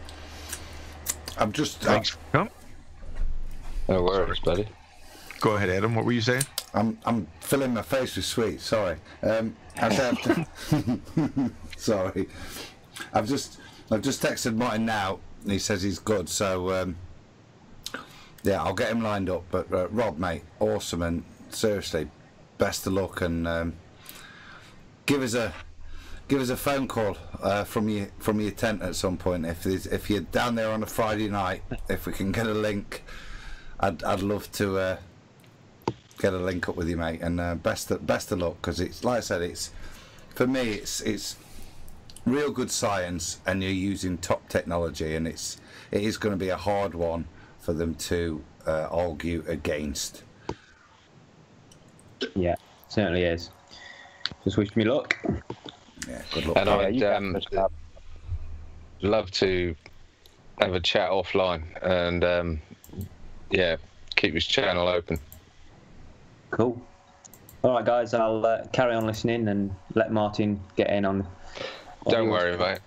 It's going to take us donkeys to get right. anyway. You're certainly not having to leave unless you have to leave personally. So you're welcome to stay the links. Yeah, well, I'll stay muted, and if I'll chime in if. Absolutely, we appreciate you hanging out with us. Thank you. No probs. See you guys. Take it easy, buddy. Thanks, Rob. Later, Rob. Adam, what do we have to do to add? Should we perhaps have a little tiny break before this next segment begins? Because I think this is going to be a powerhouse. Density break. Get on. Get out with your density. You're currently listening. It's the top of the hour. You're listening to KLZZ. I don't know. As soon as we get I'd love a little break. I'd like to get some dinner real quick. If we do take a break to be off. Well, we don't have density yet, John. We got to get Zach on the acoustic, Walt on the electric, and get a little riff together. I'm digging through riffs right now, even as we speak. Oh yeah, I'm playing them over my head. I was like, okay, I'm going to do this one. I'm going to do that one. I'm going to do this one. Yeah, that one. Okay, yeah. Oh yeah. All right, let's do it then. Those are turning. Well, if you give me a second, I've got a bit of what can be described as density. Crossed over with a bit of buoyancy and electromagnetic attraction, perhaps? Something like that. It's a vague term for something that we don't really know what it means. But science has it fully hashed out, understood, completely measured. There's absolutely no doubts or any discrepancies or any kind of confusion about what this actually is, right? I mean, science, right? Because science. Sadly, I still search for that validation. No, you have just deflated my balloon, man. Now how will I ascend above and fly away? Well, sorry, Mr. Wall. I have too much space. I have my own theory. Yes, sir. What is that, Zachary? You guys know my theory on gravity. How it's just if you had water flowing out of put a cylinder here, and you put the plate here in the middle, whatnot. The water was flowing from the top through that, like a screen maybe, and then down through the bottom, just like the electric field does to us. That it would hold you down, that you couldn't jump up past the water because the water is constantly always pushing you down. But replace that water with the electric field, the positive that is flowing to the negative electricity. And they say it's equal to gravity. I mean, it is gravity, but they didn't know what it was. They said it was gravity, and it's the attraction because of mass. But in reality, it's just electricity. It's one of the four forces. It is a thing. Electrostatics, isn't it? No, it's not electrostatic. Electrostatic is more when you have one surface that's charged and it creates induction on something else. And that is different because eventually the particle that is touching the plate will eventually get so charged that it would have to go flying up until it hit the other inducted plate. And that doesn't happen. Yeah, it's actually electric charge here and an electric charge here. Both are being charged at the same time. So there's a flow of electricity from the positive to the negative. I don't know how it happens. I have no clue. Don't know where it starts and where it ends. None of that stuff. But that's my idea of how it all works. God, we need to look into that. We need to delve into that because I've got 100 questions on that straight away. I've done experiments where I'll take a piece of, I'll take two plates and I'll charge them, but I turn it upside down. I put the negative on the top and the positive on the bottom. And I can put a piece of tissue paper in there and I start cranking it up and add a charge to it. And the tissue paper will fly up to the top. Yeah. And if I only charge one, it will actually start bouncing back and forth real fast, rapidly. Because then that's induction. It's not a current. It's static electric. So that's my theory on it. That's my idea. Yeah, I think that holds water. Yeah, through experimentation, that's what I see, at least, for now. Yeah. Well, I think everything comes back to electrics. So, yeah. Hey. Hi, guys. There's the man. I'm here. Martin, hello. How are you doing, son? Oh, thanks so much for the invite. Thanks, right, Zach, bro. Yeah, it's always a pleasure, Martin. Glad you well. Oh, is that a new room? I don't recognise that room. Yeah, no, this is my bedroom. I set it up and like with all the kit you sent that. I set it up in a corner here, so we've got like a little flat Earth British studio. That's nothing to do with me. And so the thing is, there's like a wall that side, and then a flat, and there's a wall there and a room. There's just no one to bother while I'm speaking in here. So it's great. Brilliant. Imagine being on vlogs like me, like year after year, in different hangouts, how annoying it could be, say, for a neighbour. I had to explain to my neighbour about, you must be wondering what's going on with my life. She, no, not at all. Like, well, I'm a flat earther. Not just any old flat earther. And I started to explain to her, like, I red pill every human being I see.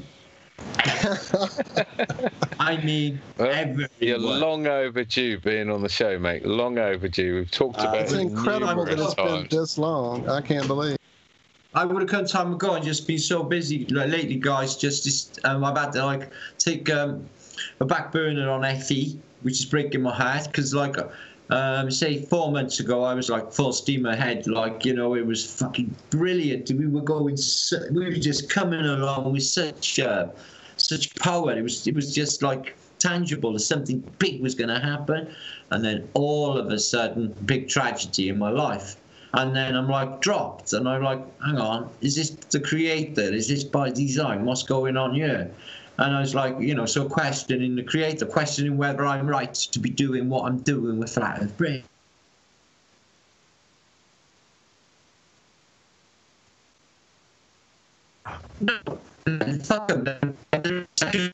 Uh-oh. Is it just me, or is it everybody? No, I think it's everybody. I just killed my camera thinking I was losing audio from that, so my goodness. Martin, we're having trouble hearing you, brother. I don't know if it's just your internet or what's going on. It's the Iron Realm. I mean, I know what's going on, but... Yeah, I'm here. No, completely frozen. Darn it. Oh, I'm hearing him again. He's starting to move. Yeah, that might be better. He turned his camera off. That might be better. Yeah.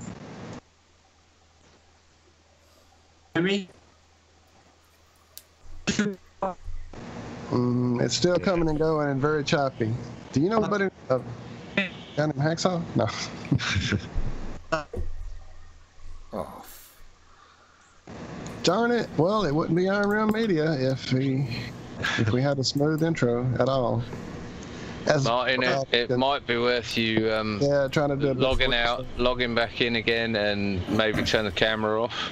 I don't think I have him on my Skype. If someone maybe sends him an actual text, he may not even be hearing us. We may be completely frozen for him as well. So you could probably grab him now while he's in the conversation. Yeah, I'm trying to do that. You know, multitask. Yes. Always the way, isn't it? Gotta love Fridays. Gotta love Fridays. And I really do. I do too. I look forward to them every week. It's brilliant. This Friday. On. Sorry, Zach. This Friday is a special Friday for me. I just received my first burner. Ah, yes. What is that? What you were holding? Nice. This is a alcohol burner. You can burn ethanol, methanol, stuff like that. No. Or alchemical works. It's got two little tiny holes in here. You just fill it up. I tried to build something like that. It was billed as an alcohol burner. Yeah. And you'd have double the loops that you got on the top there, and had tiny little holes in it that you'd light, and alcohol in the bottom. And I bought a copper pipe bender and all sorts. And I couldn't bend a pipe to save my life. I've still got a pipe in the freezer at the moment, with water in it that I was going to, but I didn't have any luck bending pipes. Saying that, I'm possibly about to buy a 28mm pipe bender. You're gonna learn, I'll aren't shut you? up You're now. gonna get it. I'm gonna learn, yeah. There's nothing I can't learn. That's right. I don't know. Yep, still at 99p. Lovely. Have we got you back, Martin? Nice. Oh, dude, they got the BBC TV vans around your neighbourhood.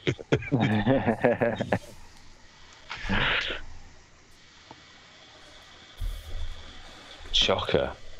Yeah, he's not even staying in the call long enough for me to even send him a message correctly. I mean, to add him correctly while I'm trying to send him a message. Did someone get one to him?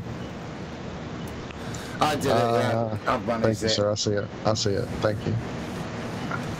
Well, I may take this opportunity to take a bit of a buoyancy break of my own. I have to. Excuse me for a few moments. Let's take a break. Everyone reboot, and then we'll come back in 5 I don't 10 think I should reboot. I'm running pretty smooth for a change. I don't want to fix anything that isn't broken at the moment. Mute your mics, guys. If you heard this morning's show, it was quite atrocious, the technical whammies with the computer. So let's try not to jinx it. Knock on whatever it takes. We've been doing pretty well tonight. Martin. There he is. There's Martin. Martin, we're just going to take a break, and might be a time for rebooting systems and logging back in and all the rest of it. Is that cool with you? I've done all that anyway. Oh, we heard you. Well, That's what I was doing for an hour before I came on Iron Realm. Brilliant. Right, stuff the break then. Let's get on with it. Emptying caches. You know, I went live, see, so I knew my cache would be full and it would be glitchy. So I just cleaned everything out before, I came over. Takes a while. Yes, it does. Good to have you back, bro. Yeah, man. Good to be here. Flat Earth Brothers. That's it, mate. Big discoveries. So the reason we invited you on is you've been digging up stuff that I was well into well before Flat Earth, and I'll get into the more specific stuff you're doing in a bit, but in terms of questioning history and it's complete fabrication, and I think as more and more we look into it, it becomes less and less believable. I think last week we started with talking about 500 years, and I suppose the first question I've got for you, Martin, is how big a lie is history? We are in very small pockets of time, and we don't know what's outside of these pockets of time except for chaos. Okay, they lock us in these small pockets. We can't prove anything previous to 1850s. Where the dead I could show you now on a vlog, are all missing for some reason in the mid 1800s. So what I believe is going on, I believe that this parasitical form, if you want to call them, these controllers who have put themselves all over the architecture, by the way. Now, I believe they've been doing this game with us for quite some time. I think they're outside of age. I don't think they aged the same. I think they play this game with humanity where they put the test out there for us to fail, either deny the creator and just go with complete materialism and sparkly things and all the things television offers and sports. And when we fall for all of that and lose our souls and the family unit and get further away from Mother Nature and all of those demonic agendas that are at play at the moment, once we turn our back fully on the creator, then I believe events will come. Now, do I think events are natural phenomena from an avengeful God who is going to have you if you don't do as you're told, as written in the Old Testament? A very angry, vengeful God.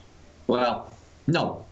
No, I don't actually see that of a reality. I think all of that, everything that they tell you through religion, is quite simply very, not even that cunning actually, but it's brainwashing. The truth is, with us, all is mind. All, as you said, it's an electric universe. All is vibration. Once you change your body frequency, you see clearly. Everybody else around you connects to the same vibration. You talk about 432. I listen to it all day long, all night long, and my thoughts and all of these discoveries I've seen to put out of the ether, which I call the Akashic record. Now, I'm starting to believe that we're actually not like we keep information in our minds. I think rather than it, the way Sheldrick would explain it in the morphic field, I do actually believe that all that information is actually out there for us to just obtain through intent. Because some of the discoveries, I never expected to go down. I love history. I got bored with flat Earth early on. Say about maybe 6 months in, I was saying with GeoShifter, it's like, this is just going to be the same stuff over and over again, isn't it, for years? I'm bored already. So yeah, I am the same. So I thought, I'll do something else. I'll go with the history. I'm good at that.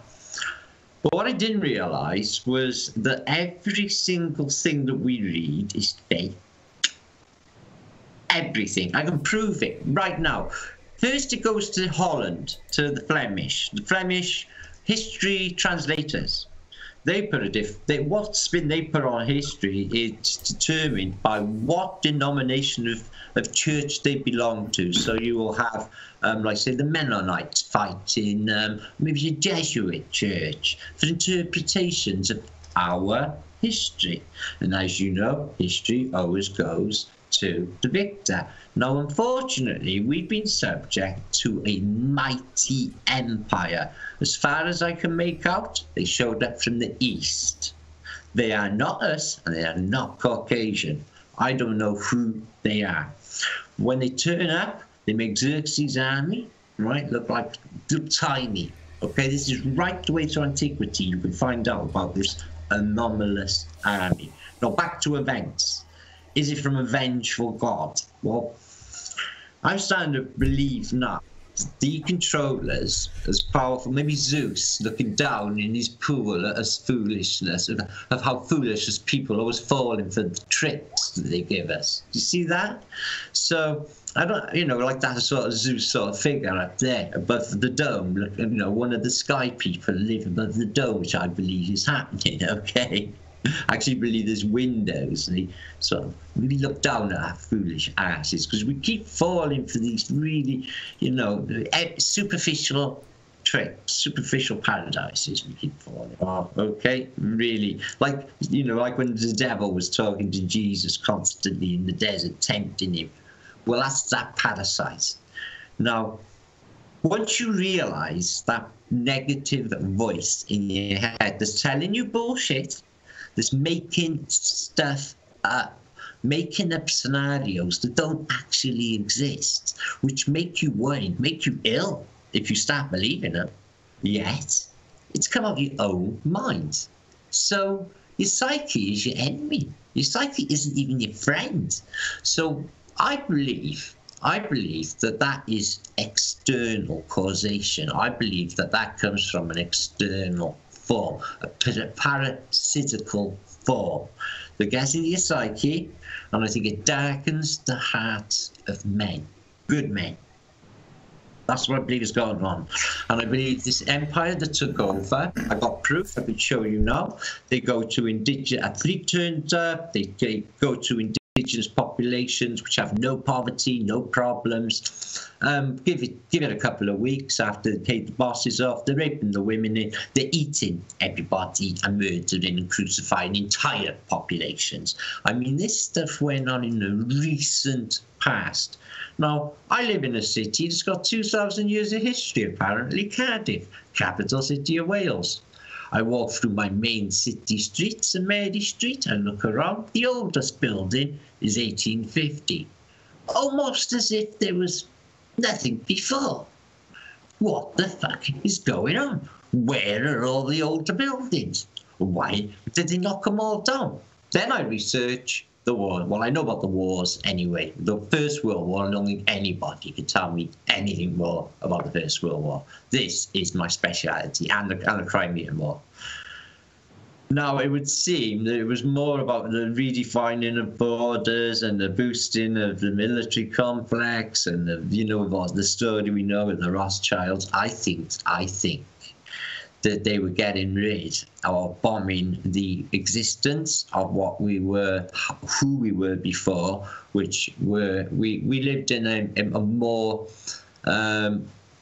vibrationally vibrant place where we were living longer, we were healthier, trees grew bigger, fruit grew bigger. It was a much better place. What caused this? Well, what we believe is churches were not always churches. They were actually machines that were emanating emanating a vibrational quality akin to 432, audible maybe, audible may not be. They exist. You can get it as teenagers out from outside a shop with an annoying frequency.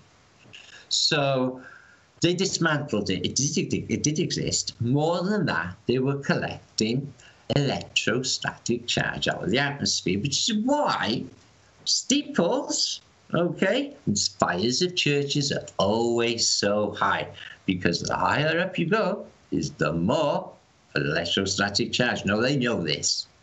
Now, I discovered this through these really highly rare atlases called Lead Van der Haar atlases. Now, we've all pulled them apart on Gallica. I keep thinking these things being handed to us. I have evidence of them being tampered with.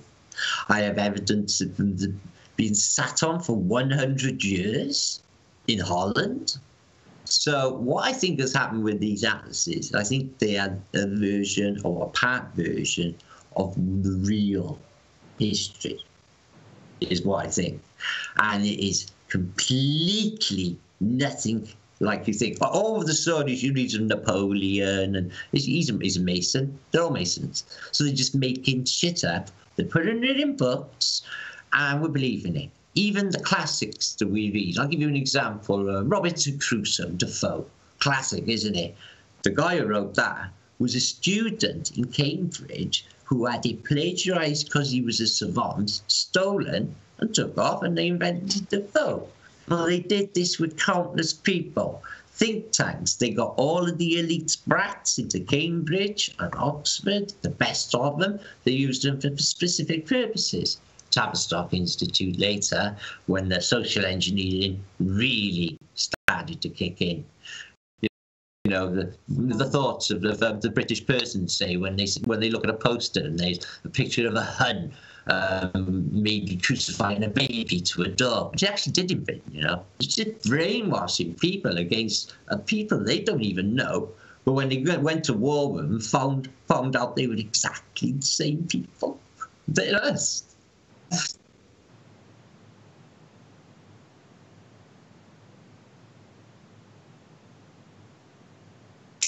Big time.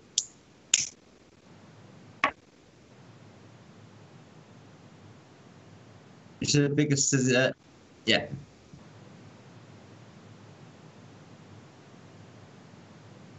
I have.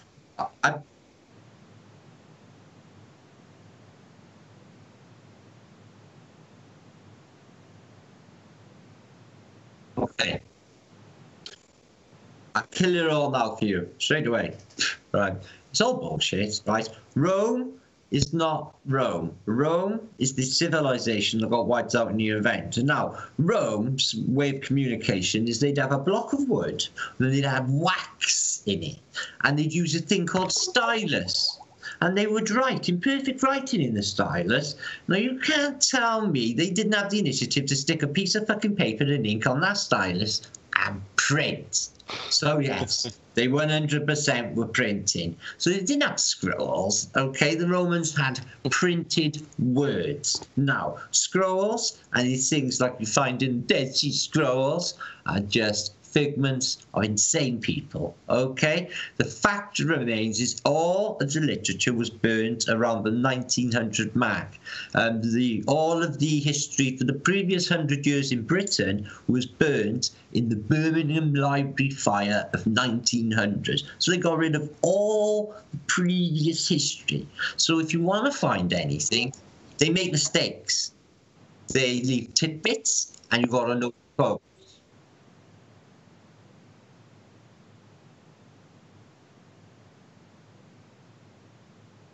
Many.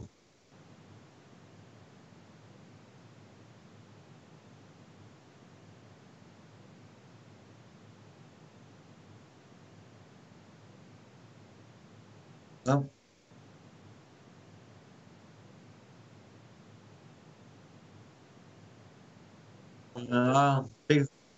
Bigger than that. It was the redefining, like the 1984. But what was happening is because of the series of events, there was mass millions dying plain-wide of famine. Okay, I mean all across the plain. People were dying of famine. And this is not just from 1811 through to 1812 and onwards. I'm talking right the way through the 1600s and the 1700s. Now, there's a thing called the fold.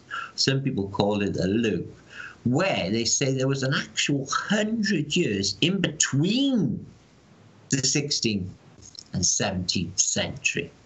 Now, something really sinister happened in this period, guys, in the 1700s. It stinks. It's tainted with demonicness. Everything about their art, their literature, the works. So I feel that these people have taken over. I think it's called the medieval period because it's middle evil period. I love it. We're in the later evil period. The beast is not yet fully grown, but I can assure you he is very nearly. And when the beast is fully grown, right, we might be all right, but your ordinary is going to be fucked. You won't even be able to eat a meal because they don't know how to survive. They've taken all of their survivalistic abilities that everyone had 100 years ago. I sew. If I break a pair of socks, I sew. People can't go out and snare or hunt or fish or do shit. Probably haven't even seen it now. That's it, Martin. That's it, Martin. We're pretty much there at the moment, aren't we? I mean, not many people would know how to feed themselves. There's not many people would know how to feed themselves from a hedgerow or catch a rabbit or whatever takes your fancy. There's none of that left. It's been bred out of us. Take off other people is what they'll do. They won't. What we won't get is community. So what I'm fighting for now, and I got people, a lot of people in my own area called Ely, which is really tough area, watching me and listening to me. I'm saying to crack dealers, because they're going around in their little fucking handbags, I'm saying, you may think it's funny and it's all right now having a few quid. You won't think that when you're laying face down in a prison cell with something big coming up your ass. And I said that so that they can fucking know the truth of what's going to happen. Okay? Because that's going to happen. You're a brave man, Martin. Yeah. You're a brave man. So I tell the truth to put them off it so they can have a think and they can have an alternative life. And the alternative life is living a life of truth. So I tried to get to the people close to me. That's people in my area. So because obviously I care for them. Okay? And I want a community. So that when any shit hits the fan, we don't all fucking kill and eat one another. We stick together like the flat earthers do. And we use our brains together to survive. Now, this seems to be an ability that the rest of the Matrix hasn't got jiggy with yet. We have. We would know how to survive. Even without this internet, I bet you us guys, all of us, could survive. I've been prepped for 20 years. I could bug out like that and live well. It's a case of finding the others, though, isn't it? Instead of one another. Fuck it. Whoa, yeah. I was thinking the exact same thing. I hope I can learn enough from him to be ready when it all goes down. Yeah, I'm constantly at work trying to show people, hey, you can eat this. This whole plant right here, or this plant. You my can eat garden, this part. right? The same. Yeah. You tried have you tried Datura? Have you tried Datura? No. Right. Now, it says wanted to, I got the but I've never had psychedelics access. encyclopedia. It's banned, okay? But I got a PDF copy. And it tells you of all of the psychoactive properties that grow in your garden. Okay? Now, I've tried a load of them, okay? I'd love a copy of that, my friend. But Datura, okay, it said to smoke it with parsley. Right? We laughed at that. We thought, oh, yeah, whatever. For 3 days, I was knocking his door, and I was saying things that's like akin to, is it still happening? It's like, yeah. We didn't know whether we were awake or asleep. We were, I shit you not, it lasted 3 days, and we had one puppy each, and it was in the garden. Every single garden got a Datura. Hashtag test it. Yeah, I'm going to the flower shop tomorrow. Right? Azarone, man. Azarone root lily. Azarone, devil root, they call it. Yeah, Azarone. It grows in a lake near me, but it's the most foul-smelling substance on earth. They call it, you can call it gypsum weed, or they call it devil weed, or they call it azarone. It's known for in antiquity, and they've used it for antiquity for psychoactive purposes. No, Stephen King actually wrote about it in the Dark Tower series. I read it. I was shocked to read it in that. I know. I love that. Yep. Yeah, I was progressing. But I'm putting people off DMT, see, because I know they believe, like young people I mean, because I went into psychedelics as a young age for the purpose. I knew exactly what I was doing. I mean, I was doing it for spiritual purposes, for exploration of what I am by looking myself in the fucking mirror. Not for a buzz to go off and do shit like young people do. No, I've heard a lot of people talking about DMT trips on vlogs, and I can see where they're thinking. It's not about that. It's been given to us by God. It's called the spirit molecule, so we can connect to our real, true reality, which is just the field of infinite possibility, potentiality, that we pull out through intent without even knowing. You can do it negatively, and then you'll get all the negative intent in the world. You will come like rain. Or you can understand reality as it really is, and always know that whatever God will give you, the universe will always look after you when you're true, once you surrender completely to the Creator. And the last person to turn it back on the Creator, though, I don't think it's going to be good for any of us. And I think these comments, I think they're man-made. I think they have something to do with them, what I understand. These comments. Okay.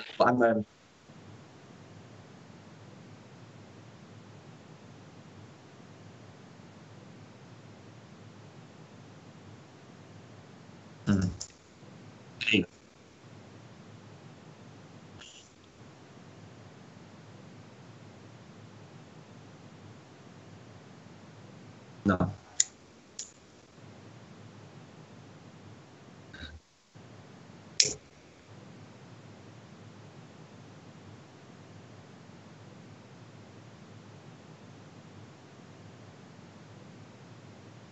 More.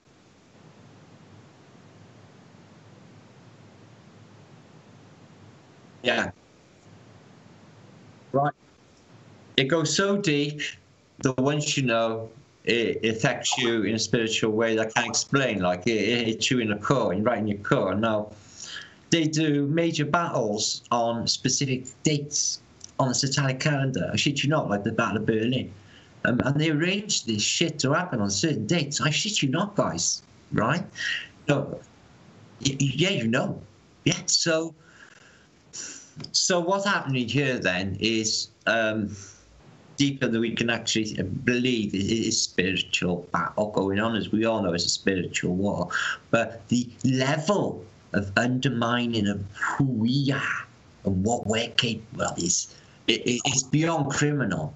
Because I'm not saying we're Superman, but man, we're pretty close though. We manifest. We could. Do you know Jimi Hendrix? I climb to the top of the mountain and I chop it down with the edge of my hand, and I pick up pieces and I make an island. What's he fucking telling you? Fucking A, I love it, my friend. Oh, yes. Thank you, brother. As I have many times watched the sunrise from the bottom of the sea. Hey, you know what? I was going into mermaids on my channel recently, and I listened to that because it seemed to be a reference to. I'm wondering what's below, and I'm starting to think like there might be like a mermaid race down below, maybe mermaid cities. As crazy as it sounds, they are right through antiquity. I could show you maybe 1,000. And I'm not even joking, Middle Ages maps which will depict mermen or mermaids. And I really could. They're all over the map on Monday or that Monte map, or you name any famous map, and they're all over it. But I've been thinking about Above the Dome, you know, as well. The key is in architecture. They have stuck it in there. There's something really sinister going on deep with spirituality and buildings. When you go in a big civic building, you get this feeling, this aura, and it doesn't feel good. I get a similar feeling in big churches. Now, they're doing voodoo when they lay the cornerstone. They lay the cornerstone of these buildings, and they do a ritual. Sometimes they use dead people or people's blood. Now, these buildings, right, are obviously not mud flooders. These are later. So these are later additions around from the 1850s, maybe up to 1900, right? Anything before then, I think they fudged the dates. And I think that the mud flood that we talk about is between 1811 and 1812. The comet, the Napoleon's comet, or they regarded it as the year of the beggar, or the year without summer, or there's so many names that year, but it redefines everything in reality. This was plain wide, guys. It's called the New Madrid event. Once you read into it and the expansion of how big this is, you know, like entire cities just falling into the ground, and the ground closes up, and they're like they were never there. Right. This is just. And you find out then that they're cyclical, and they may be to be determined on maybe solar minimums and these indefinable comets. Now, we're flat earthers. We know there's no solar system, and we know there's no fucking comets going around it. Okay? If you watch Electric Universe Principle, that series, even they will say they're nothing to do with the sun when they burn off a tail. This is happening as far out as Uranus, apparently. So even the geocentricists are saying comets are not what they're saying. Dirty, great snowballs. I've never seen one. And every time they say one's going to come around, I've seen one like, it wasn't as glorious and beautiful. And I saw the Hell Bop. I was way into the Hell Bop. That was amazing. I had a Hell Bop party. I wasn't all that into it. And I was lucky enough to be here in South. Oh, I'm sorry, John. Zach, go ahead. Oh, go ahead. That was it. I was just saying, I took a glance at that one, but I wasn't into the sky at all. I tried getting into it. I've always been a sky watcher, so yeah. It was low. I was excited for Haley's. I was excited for the Hell Bop. And here in South Louisiana, you can get to the coastline, and it's completely dark, and that thing lit up the sky. It was crazy. I think I was like 6 for Haley's Comet, though. But that shifted back into Jupiter, wasn't it? Like, the only ones that could see it, what was it, Levy Shoemaker Comet. Yeah. Some kid in a garage has like discovered it, and a major physicist says as nuts as it gets, and the only ones to get to see it crashing into Jupiter is them. And they show us film, and that's it. That's their proof. This happens. Oh, that could happen to Earth. Man, oh man, it's more fear porn. More fear. All fear. They want everyone scared of everything. And the reality is, when you open the window every day, the birds are tweeting, tweeting. It's a lovely day today.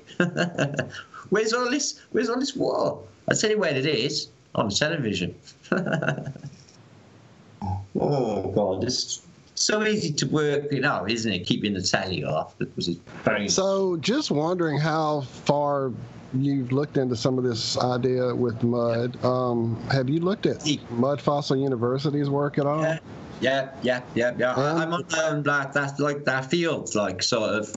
I'm not with it because this era of what they might call calcification, some call it the great, what did that one guy call it? Where everything seems to, an era where everything seems just to everything at once, right? Yeah. Just instantly almost. Yeah. Yeah, but it may give like longevity of time, which I don't give. Okay, I think that all of the resets. That's my struggle with it too. Is the time frame that would have to exist within. Yeah, we can go. You can go to Lake Van on Google, and outside in Western Turkey, and you can witness with your own eyes at least 4 or 5 resets where just civilization and we built our civilization, and each one of them get wiped out. So when we got to like sort of have a think then, if that's what the past, what's our future? So we want to try and find out. So what's been going on? And it's been events, big events. They've hid from us like New Madrid. How can we not know? How can we not know? Well, some of the biology he ties into it really spoke to my biology background, so it really made me dig. I'm so sorry. I apologize for that back there. Shout out to any Misties in the house. Anyway, so it made me really dig deep. And some of the stuff with, like, some of the statues that seem to have huge, gigantic mummies inside of them. I mean, some of that stuff really kind of makes you go, I don't know, man. Some of it's pretty intriguing. 1880s, they were throwing mummies, right, into steam engines for fuel. That's how much they cared about them back then, okay? And antiquity and everything that we've been sold about, Egyptology, you know, go Karnak, the second biggest on earth, it's Disney. It's a fairground. It's been made. I got pictures of it, 1850. The thing's just mashed from a mud flood. And then they build this thing and say, well... Yeah, I've got some old drawings that show different placement of these tall, skinny pyramids with a female head where the Sphinx should be. Yeah, I've got some old crazy stuff. I can show you Giza. There's only three pyramids at Giza, but I can show you an image, right, of like different sphinxes, a few of them, and maybe, I don't know, 20, 30 pyramids at Giza. You've got so many different versions of reality. So, Giza, Stonehenge, just amusement parks for... wait, we must... Yeah, 100%. Look, Obama goes there, and his photograph for the front of the British newspapers is he walks past one part where all of the stone has fallen away, and it's actually showing the concrete underneath. Just to, you know, duper's delight all the stupid people. Yeah, and of course, it's a psyop.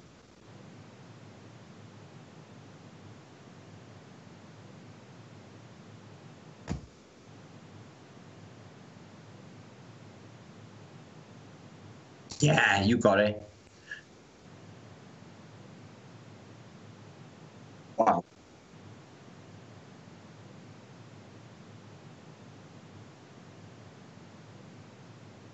I can show you that now. Wow, yeah, the juice. But Baalbek is, because of the size of these blocks, down below as well. You know, I've juggled with geopolymers, I've juggled with these things, wood and petrified.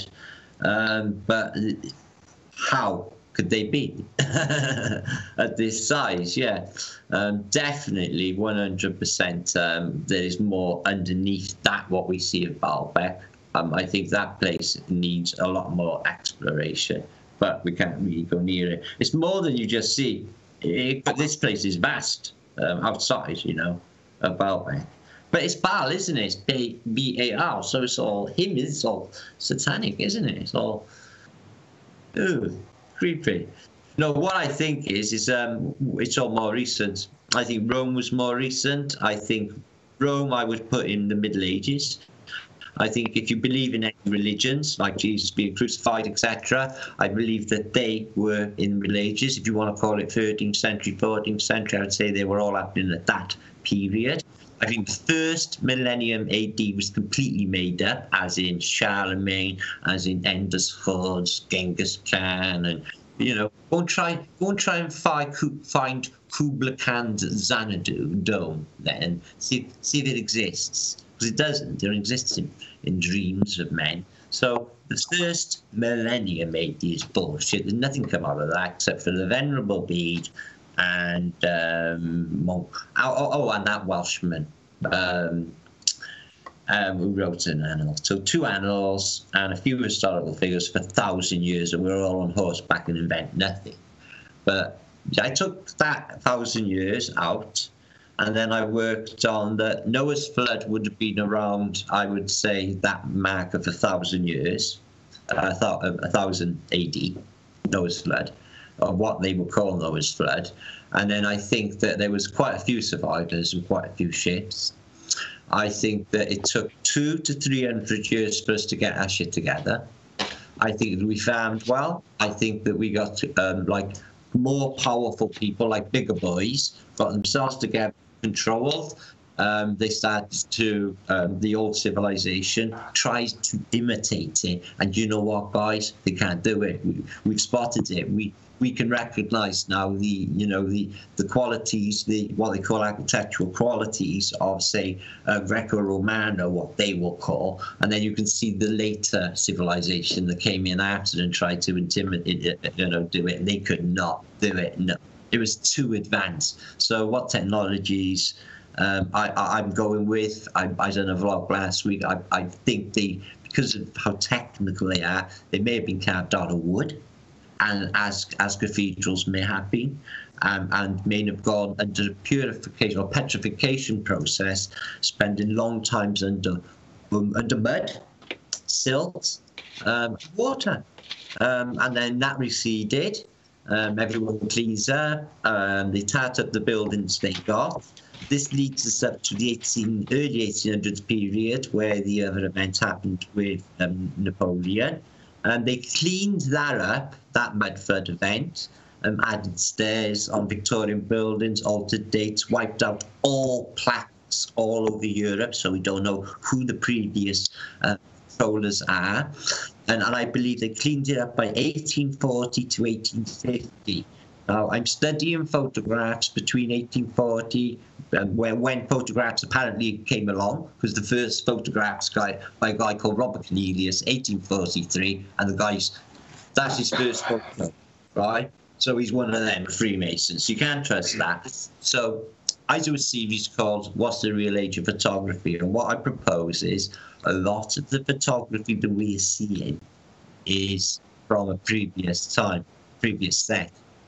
Okay, I think that they repeat these civilizations, these cities, these ideas out of a handbook. I mean, the fashions of the 1930s changing into the 40s, the 50s, the 60s, all out of a handbook. Now, how do I know that? Well, in 1880s, H.G. Wells writes a book called The Time Machine. And he's in a time machine, and there's a clothes shop across the fucking way, and he can watch all the women's skirts going shorter and shorter. And they get to 1960s, and she's wearing a mini skirt. Now, how could you possibly know that in 1880? So he was one of them anyway, fashion social engineers. So it just goes to show you that they knew everything that was coming. I think it all comes out of a handbook. I think that it is, you can see how the fashions have changed. Do you think that they are an organic? Do you think our fashions are an organic? Like the Sex Pistols, when they came along, they admitted wholeheartedly, Johnny Rotten, what we're doing. This last conference at San Francisco, he goes on the microphone and said, haven't any of you got any idea that you've just been conned? All they were was just invented, and they invented this thing that took over everyone in the world was into punk and skinhead at that time. But it was them again. The Institute. Just like there's been so many different Paul McCartneys, at least 2 or 3 John Lennons. Ringo Starr probably never even played on a Beatles album. I mean, I've looked into all that. Right. I love all this. Yeah.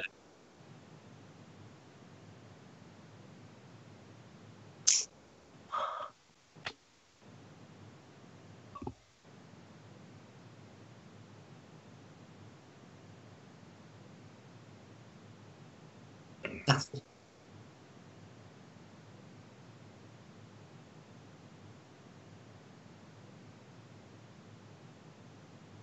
yeah. But what they told us, it was age. Yeah, they told us it was age, years and years and years of age, and this is why this is happening. But we know that's not true, man. And I tell you, everyone's saying the same to me, Adam. Now, go walking through their city streets and seeing these, what apparently are sub basements, and when you look closer, they're like, hang on, that was a floor.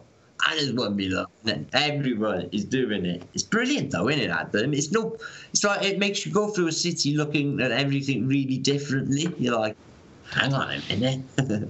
I'm liking it. I'm photographing everything now today. But you're right.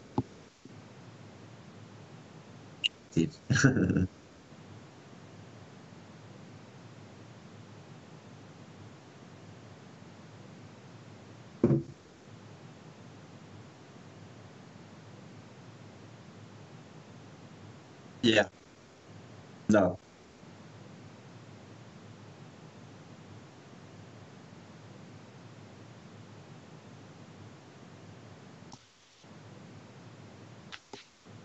Good. Yeah.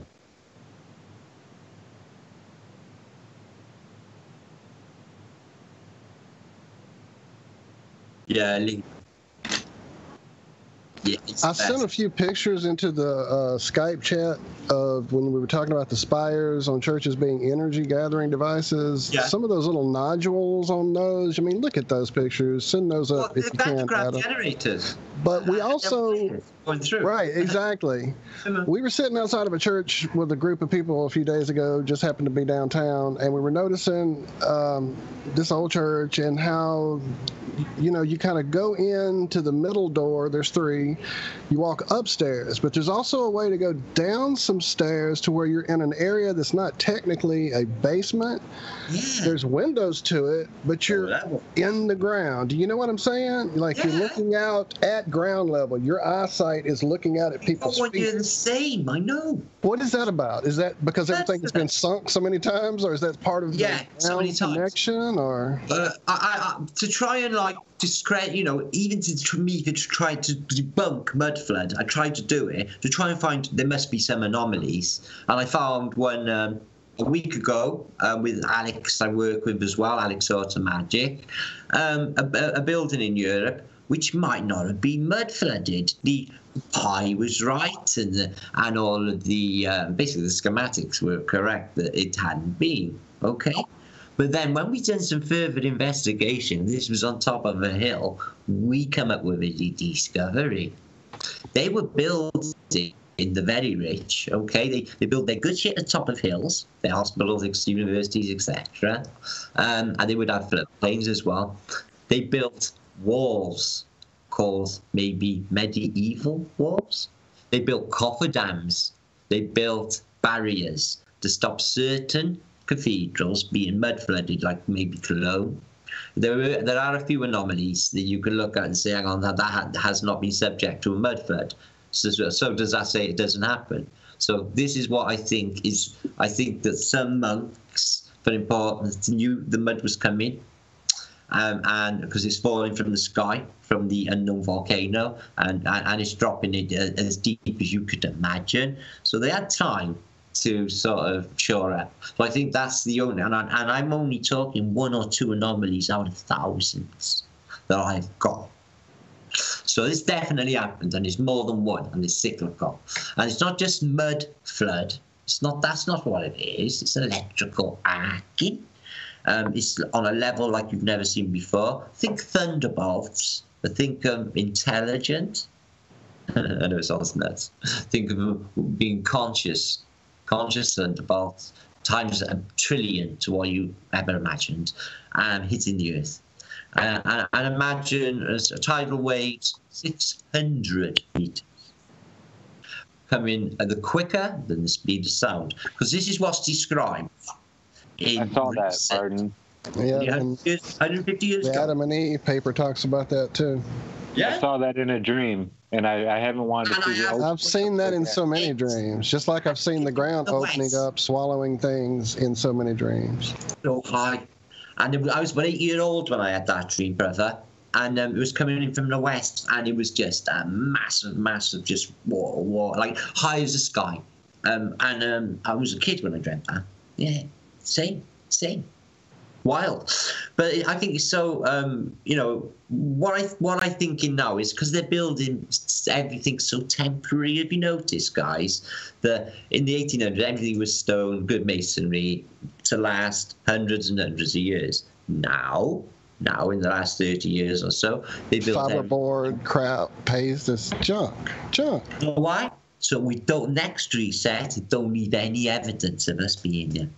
Because we got evidence now with the last fucking... Because the clever guys have worked out that there's loads and loads of fucking civilizations that have gone missing before us, and their narrative makes no fucking sense.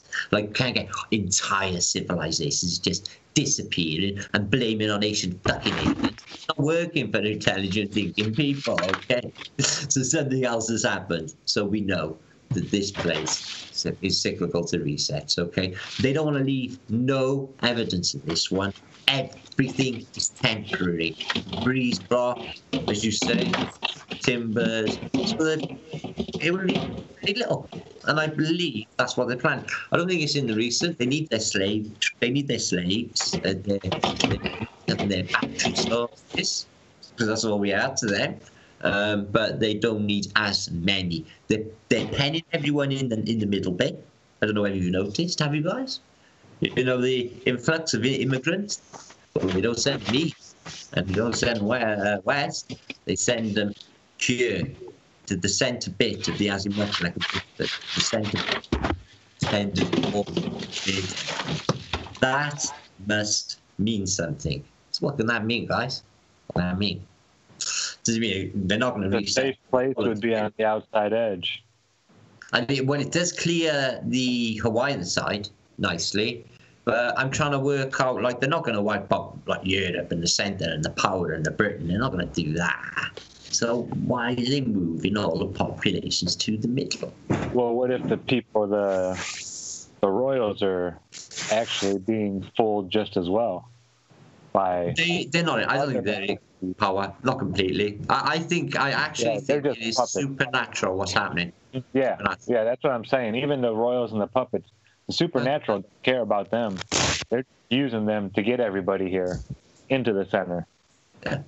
They're like the little carrot they're dangling of, here's what we'll give you, the riches and the power, and yeah, they're gonna get it in the end, just like the rest, I think.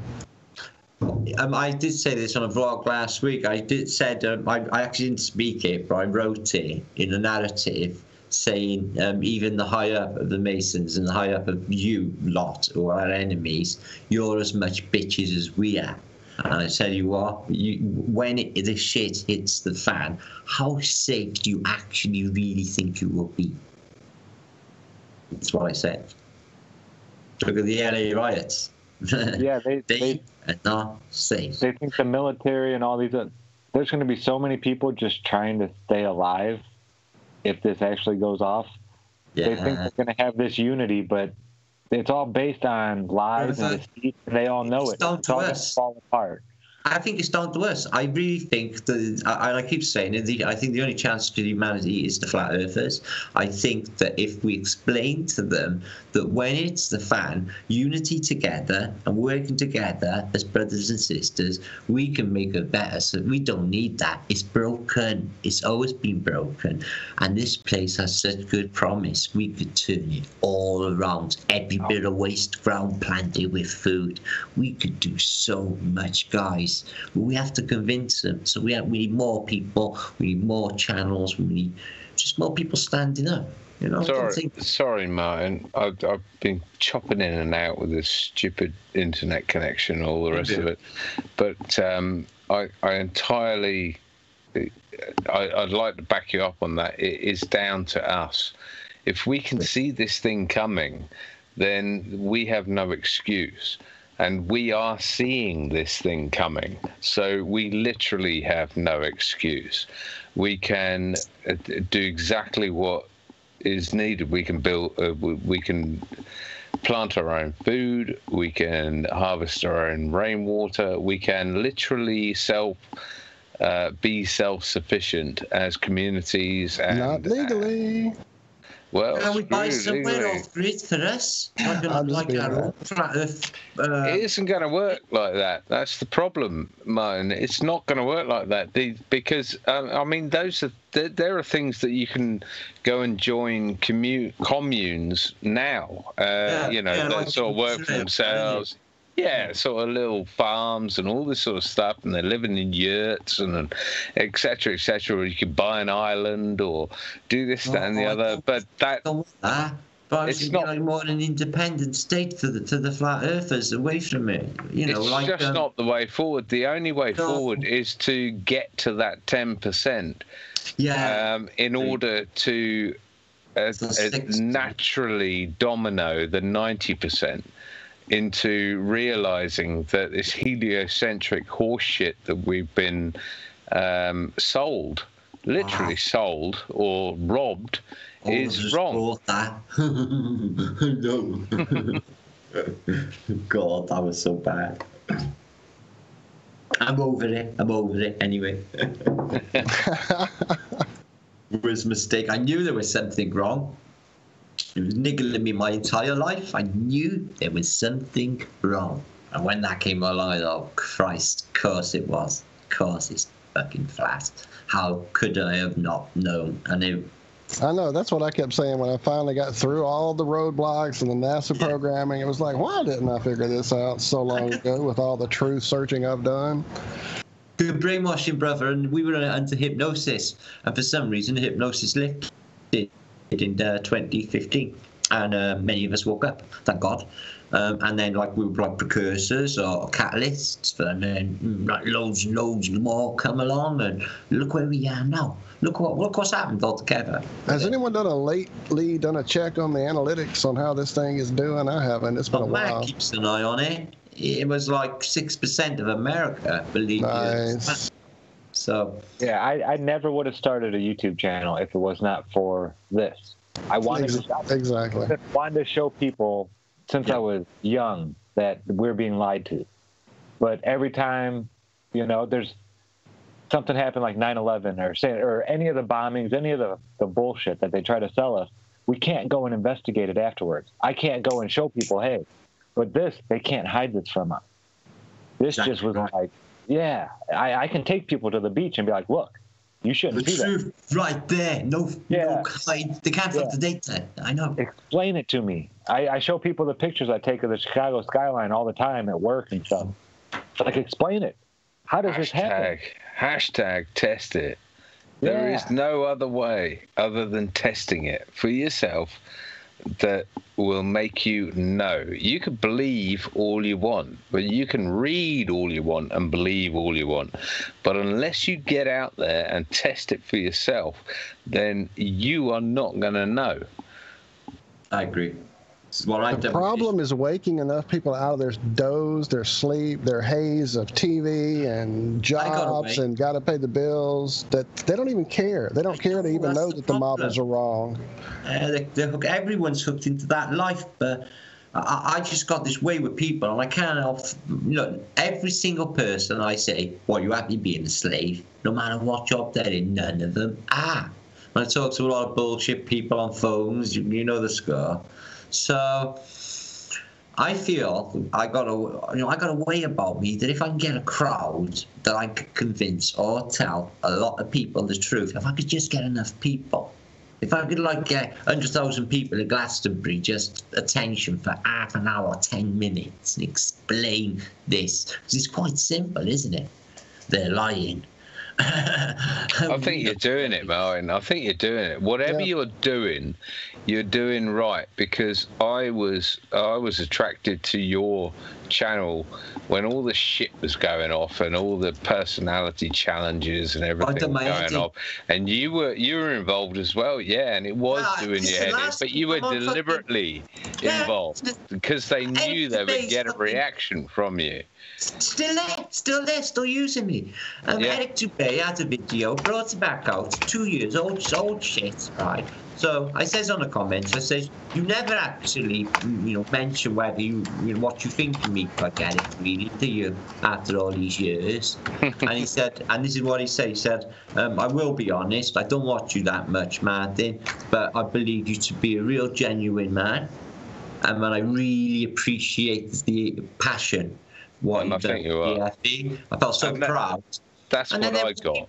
I was really proud, and then people were coming in with comments like, oh yeah, and then he was bawling his fucking eyes out with Patricia Steele over Antonio, and bringing all that shit back up. Don't give a shit. Fuck all that.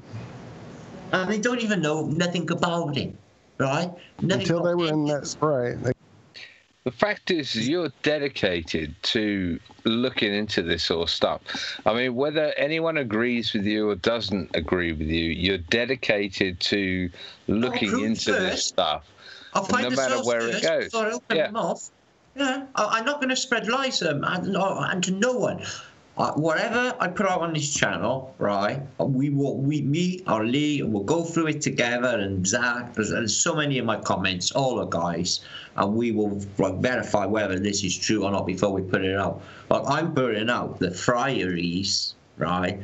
Where they used to fry people during these times of famine, and abbeys, and abattoirs, where they used to do the killing. And there's actual physical evidence in these places, like drains, like where blood would run.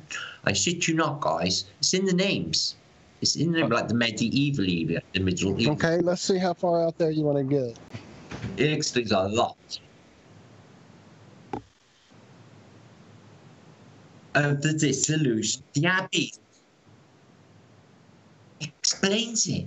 And maybe Henry, like, if Henry Tudor did exist, right, and he's like, no, I'm not having this, what's going on with the friars in the abattoirs and all that. I like him because he was a Welshman, Henry VIII. So maybe he did, like, smash these up. But I've got a feeling there's something else happened with the dissolution of the abbey. I think it's to do with that. I think it's to do with what they were up to, and maybe the people turned on them. Starthorpe's big part of this as well. We can't forget them and the somatic nature of them. So these people, even in antiquity, they got full electricity. So they got static electricity, okay? Nothing like we thought, is it, guys? They got a beautiful lifestyle where they're all harmonic, everything else. No illness, no disease. This is in between the events, by the way. Sounds like a golden age. It was a golden age, exactly. We were in the golden age of Carly, and they took us away, and now we're in this age of darkness, definitely. But there's a chance here, right here, to bring it back. We can bring people back to the fold. We have to. We have to.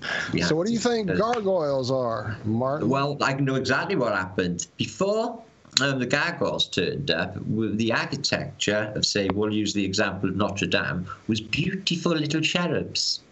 And there was this particular style, and it was beautiful, with flowing flowers. Okay? So what they did is they first of all, they disrupt the flowing flowers, and they twist them. And the faces they take off, and they replace them with devils and gargoyles. This happened in, I don't know what period, I guess in the 1700s, something like that from my research. But yeah, this religious takeover, which you could call the Reformation, if you like, this religious takeover was complete. They took the churches, they decommissioned what they did for the people. They used them as control centers, and if you don't do as you're told, we'll fucking do you, like literally do you. And that's what they were up to, because it was a diversion. Can I ask how you know that? I mean, is there sort of, I know you go through numerous sketchings and all sort of etchings and everything. Were these cherubs recorded? Well, yeah, there's a few different styles I can recognise now. Lee, Flat Earth British, can do the same. I got examples here I can show you. I study architecture, and I was a stonemason for maybe 3-4 years. I've worked for Cadw, which is Welsh Monuments, a company, Welsh Monuments. I've worked on a lot of cool stuff. So I know stone, all right? Well, actually, go ahead. Sorry, delay that answer. You are actually pretty well qualified in this section. I mean, you had a Navy career as well. Yep. Your stonemason Navy career. You're not, sort of in your mum's basement. No, man, I've lived my life all right. I've done everything you can imagine. Give us a CV. Give us a CV of what you've done from sort of 16 on. I haven't done would be easier. I know that feeling. Yeah. Before we get too far from the gargoyles, Martin, have you ever seen the book that F. Stop Fitzgerald put together? It's a photography coffee table book. I have it. I'll have to find it.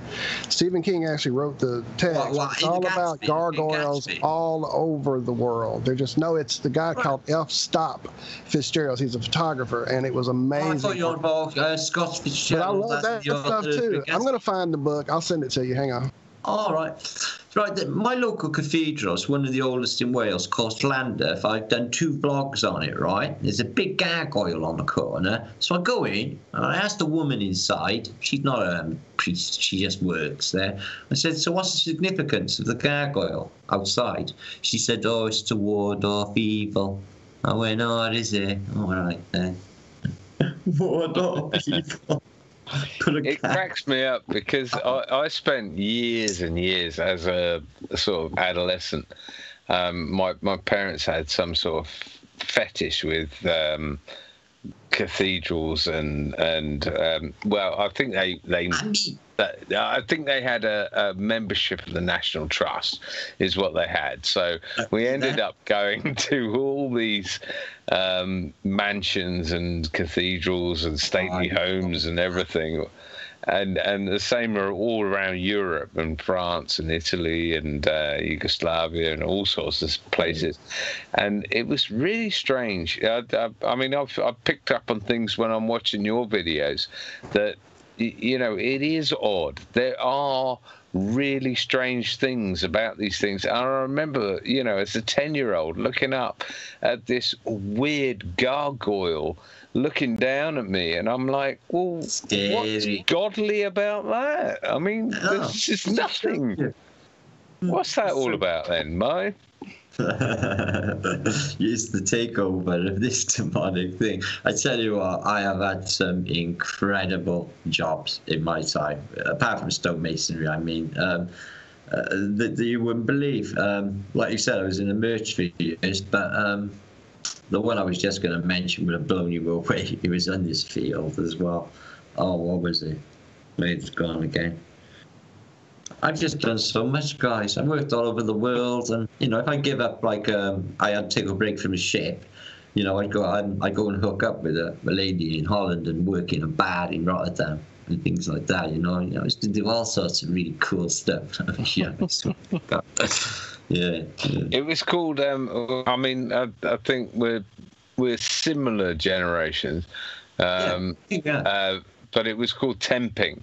When I was that sort of age in the 80s, it was you would go down the temp agency and sort of just say, what have you got for me? And they're like, I was good at it though.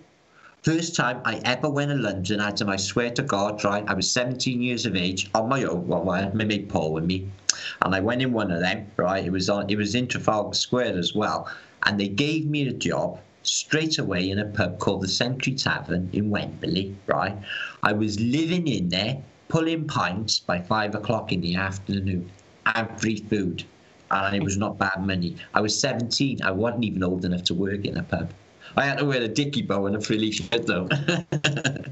But I was working in a pub at 14, but. Yeah, but these agencies, it just gave you.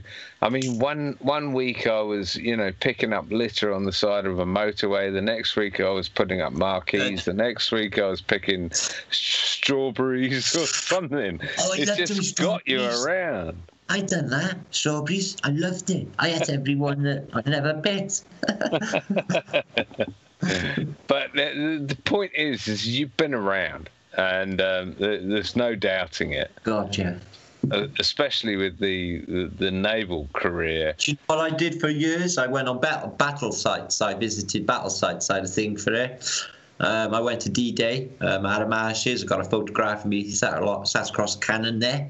My auntie loves that. It's one of her favourite photos. So I had an obsession with the First World War. So I had to go. I had to go and see. I had been to the Somme. I went to Ypres, right, which they call wipers in the First World War. Now that is part of this whole theory, which is not a theory anymore. There's no accident that they used that location for that size of battle and that many people. It's because of what was there. Give us the theory and give us the fact. And I got photographs. I got more than theory. I got evidence. Now, they blew up masonry, obviously, and they blew up civilizations, and they're showing you giant craters. Now, if you know about the Amatil charge, the biggest explosion, what they say out of Hiroshima, right, and the Theory Ridge, one night, right, and during the first day of the Battle of Somme, 1st of July, 1916. So they put 1 million tons of Amatil into this ridge. Explosives. Took them like a year. They used Australian miners. Watch the film Below Hill 60. Blow your mind. So they pull the charge. The biggest explosion. The smashed windows in London. This is in Belgium, right? Yeah. They blew tens of thousands of Germans up into the air, a mile high. Okay, so they say. And they leave holes, one of them called the Loch Nagar crater. Now, when you study the Loch Nagar crater, it seems that there is old masonry, what looks like Greco-Romano masonry. And then I find other evidence then in Passchendaele, the biggest, one of the worst battles in living history outside of Stalingrad. Same for Stalingrad, all of them. What seems to be pivotal is Crimea. Every war, apparently Napoleonic War, First World War, Second World War, all about Sebastopol and the Crimea. Yes, Sebastopol, still there, still standing, still proud. Now, there's something really sinister going on with war. Now, what I think is going on, right, I don't think any of this shit is really going down. I think they're giving us a narrative all made up, partly by the royals, because they're all related. They don't tell you the real story. They're like when the Dutch fleet came down the Thames and literally burnt our fleet and basically won the war. They never mention that in the history books. It won't come up. Not real history, but the bits that are coming out are very, very scary. It would seem that when it hits the fan, that they do go nuts and people cannot. Do you know that beginning of the film Men in Black when he says people are just scaredy animals? Well, I believe that to be true. I think give these people around here where I live 3 days without food and they haven't got their crack and what have you. 3 days. I tell you what, Martin, considering we are predicting this and knowing this is coming, what advice would you give to your average Joe if everyone was to hear this? And that's our frustration, is that not many people do hear this. But what would you tell them to do? Because obviously they are vying for war. They're going to either turn the whites against the darks or the whatever it is that they pull. It's coming. We know it's coming. And how do we head it off at the pass? It can be doable because consciousness, thank God, works this way. We explain that we are all one and we are all love. Okay, we are charm. Okay, and this power, because the power has always been with the people, you know. Okay, will just make them evaporate. They are petrified of us knowing this. Now we need to fucking spread the word of love. I know it sounds a cliche and it's bullshit, but the power of love is so strong, it will make wars. It will make someone kill someone. It will make someone do anything, the power of love. So what we got to do is we've got to explain to people, right, that there's no blacks, there's no whites, there's no anything, because borders do not exist. They are theoretical concepts made up by evil men and lines on maps. Okay, they do not exist.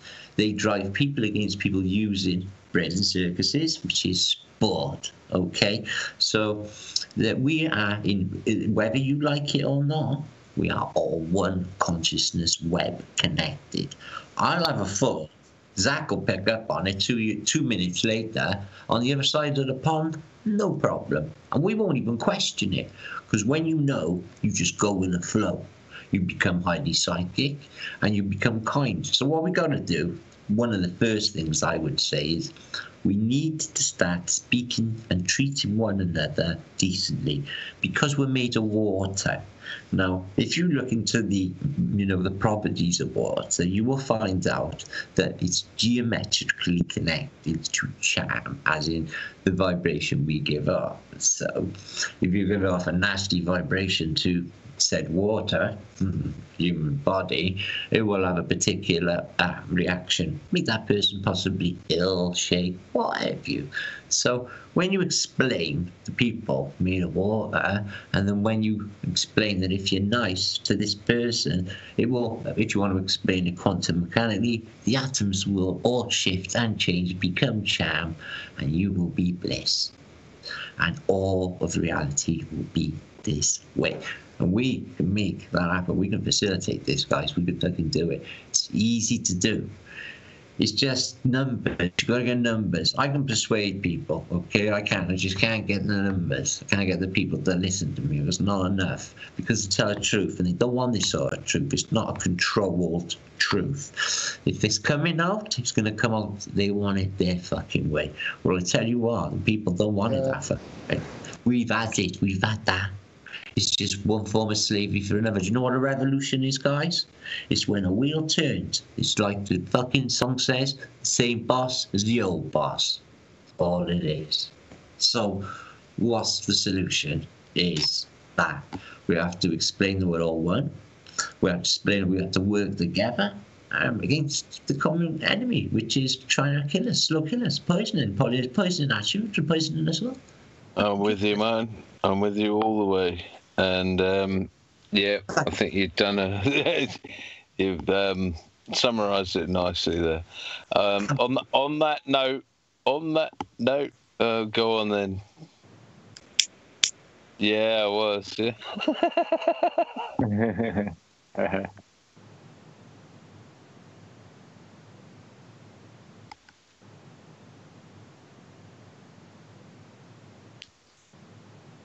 Yeah.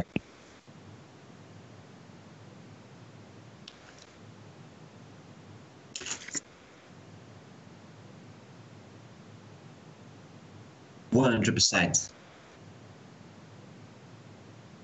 Oh, I got not photographs, excuse me, depictions of the Muslims and the Christians together. So this bullshit of them being enemies, it's just bullshit. They're together in an army with their flags together and their friends. It's just in the lead analysis again. I don't think they were ever enemies. I think they were socially engineered into being energies. All of it is socially engineered. Every paradigm of our reality, we are in a really small place. As long as we're focused on with everybody and every little thing, we're not going to pay attention to the fact that we far outnumber the evil fucks that are trying to keep us in this state of mind. Cyrus said it. Cyrus says it the best. Cyrus of the Warriors, man. Yeah? Can you dig it, brothers? How many of us there are? Well, how many of them there are? Get your heads together. Can you dig it, brothers? Well, Martin, I mean, it comes from. I mean, it's got references to ants, hasn't it? You know, if they knew how many they were compared to us, I mean, yeah. I know. Anyway, I'd like to say thanks to Norbz, thanks to Zach, new member of IRM, and thanks to Rob Durham for his update, and he's welcome back anytime. And Martin, it's just You blow my mind every time I. Yes, sir. I hope this is just the first of many visits with us, Martin. This has been amazing, sir. I could pick your brain for days. I'm exactly the same stuff as you. But everything I was listening to, I was like, yeah, I do the same. All day. On that note, I'll say goodbye. Cheers, guys. God bless, brothers. Hey, make sure and add me on Skype. Don't take off till we get added, because I'm not even sure how to work this new update. Got a group now, yeah, sure. Nice. Well, are we all about to head out? I guess it is. Wow, this didn't seem like it's been this long. My goodness. Of course, it has been basically 3 different shows, so it's been amazing. My goodness, Martin, thank you. Yeah, really good show. So enjoyed it. Thank you so much, guys. I am around Media. Needs more exposure. I will try and shout it as much as I can, guys. Honestly, this thing's one of the should be one of the best shows on the internet at the moment, because there's a lot of crap out there, and this is real good. So we will push this. We will get this up there, mate. We will. I'll do my best. My very best. Thank you so much. Thank you. We appreciate tomorrow.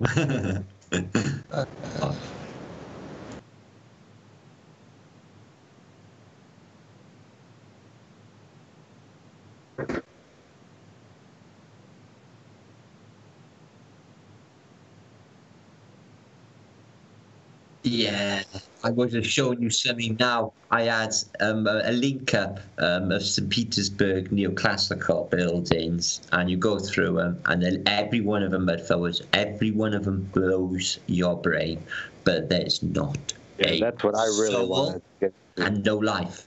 There's no life. Nothing. No, not even a bird. And you think there'd be like pigeons in cities these sizes, but the architecture is sublime. I had the link up I was going to show you to share. It was absolutely crazy. Say hours again. We could be here for sure. Listen, I ain't going nowhere, my brother. So I'll show you. I wish I could have shared it. I can't even find where to fucking share them. It's gone. Adam, are you the one that can do that? I can't. I used to be able to. My brain work is on the cross, isn't it? There you are. Share. Send share. There you are. All right. Share screen. Let me show you this like a second. Oh, actually, this was a Gallica I was going through, and it was West Africa, and the same thing turned up, guys. But there was men pulling men apart. It just. This is 1733 apparently. Okay, so. The fleet turns up. I'm not going to go too much into this because this is not a developed place. It's in West Africa. But I know it's not what I was going to show you. But later on in this, things get really, really, really, really ugly. I show you now. Right. I mean, this is the era that they're telling you was the 1700s. And this is what's really going on, is the persecution and the torture, and it's all about the globe as well. I got a couple of them where they're forcing globes on people, like Chinese leaders. Really? Yeah, man. They're going no, shaking their hand, going no fucking way, and they're got swords on them, threatening their lives, forcing the globe on them. It seems to be this Western army goes around the world in these atlases. They force these people to, but they chow down all the time. The whites, the Caucasians, on the locals. Now check this out, look. No, this is in 1733. Is this really existing? This is a deity, guys. This is a demon, and this guy's just falling at his feet. Do you know what I mean, guys? That doesn't look like a statue, does it? No, brother. I got many of these to show alive deities communicating with people, talking to them, mates, like they're alive in 1733. Like deities are alive at this time in these atlases. They are mind-blowing. People have died over these atlases. The history behind them, they are extra rare, but the history that they show you is the real history. It'll show you a very, very wealthy Africa. It will show you, look, this is Africa. Oh, yeah. Wasn't it the richest person ever in history that we know of? An African king? Yes. Yes, the bankability in that is a true thing. But it goes deeper than that because all these separations of like Persia and Carthaginian Empire. It's not. It's just one big Caucasian fleet. Now, what flag's that on that? There. It's the Dutch, isn't it? So it's the Dutch. You've got the French as well. So it's European. It's a multinational fleet. They turn up everywhere in the world. And I got maybe 100 of these. And some places they turn up on starports and are very advanced with atmospheric electricity, even in Africa. As you can see, these were well set up with some sort of installation. That's not basically a church, because obviously it's in Africa, and they're not really doing that. So I whizzed through. This is not what I was going to show you, but it's just an example of what the lies they're telling us. These people were... Do you know there was no poverty in India in 1837, right? This was the British report. And then, 100 years later, the whole place is addicted to drugs and, Yeah.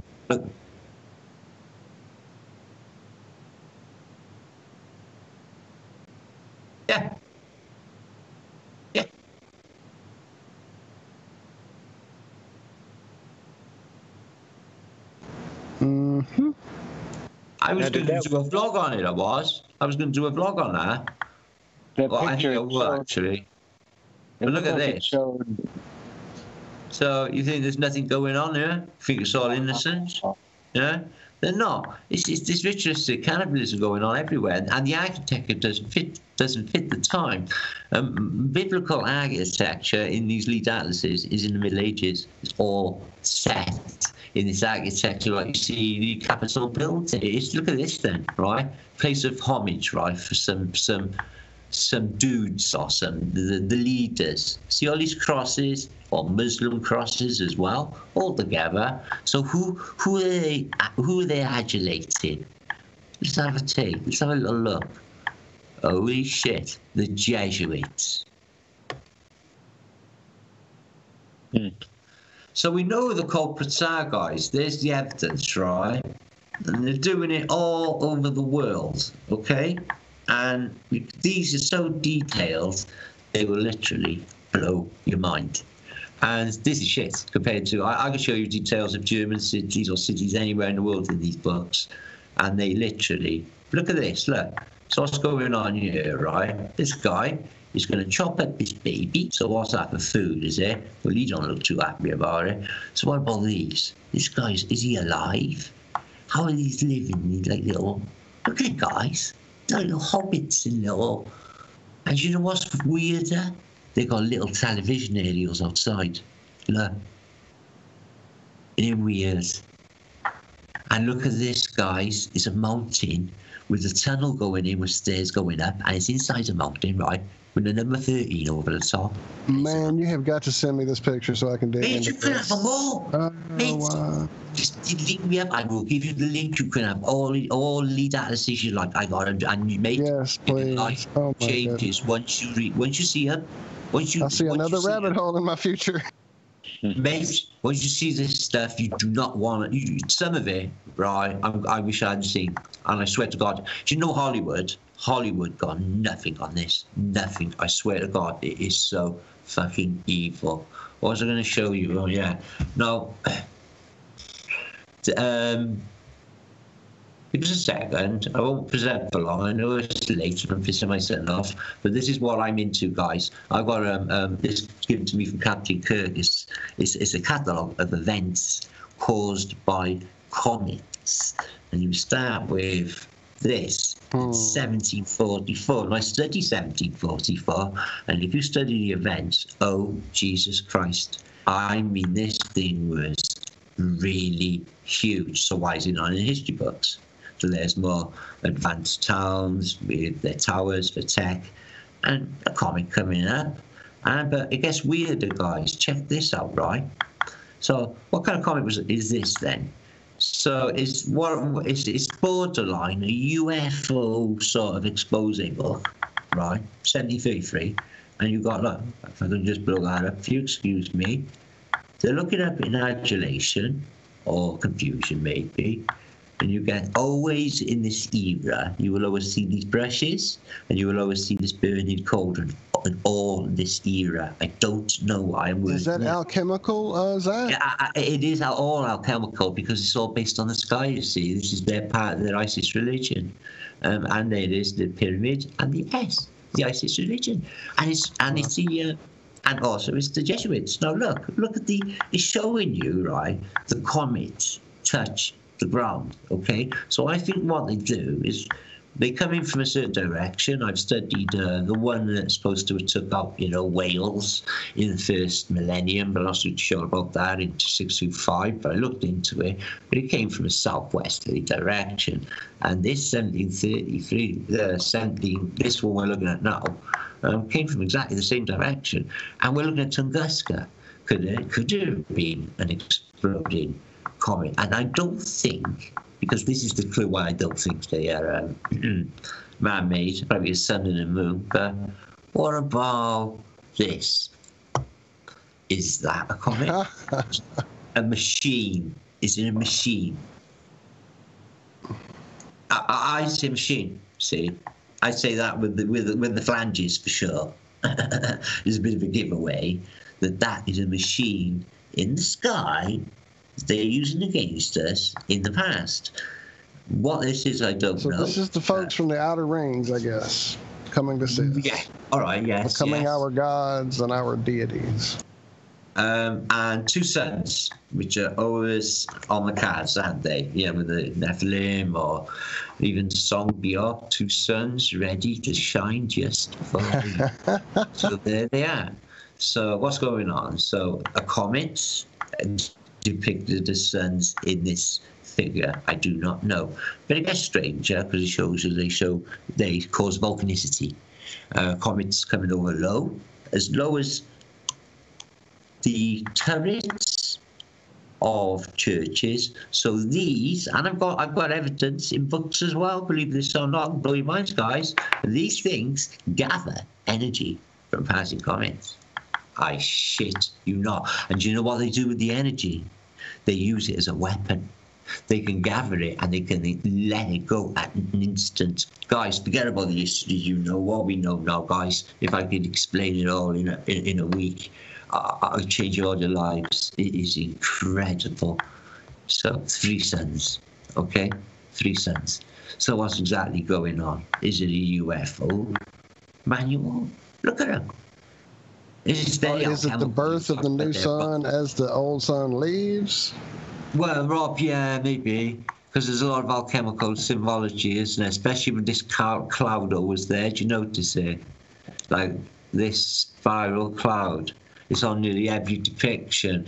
So it's blocking the view. It's blocking the view almost of things happening underneath, and you don't get to see what's happening. You won't get to see what's happening, right? Yes, look, everyone. But what's this? Is this Space Oddity? Is that Space the monolith? The monolith? Right? My God, it's full of stars. My God, it's full of stars. Yeah. That's how that was. But guys, you get my drift, don't you? This is 1733, and it's nothing like before. 3 suns. But look at this, guys.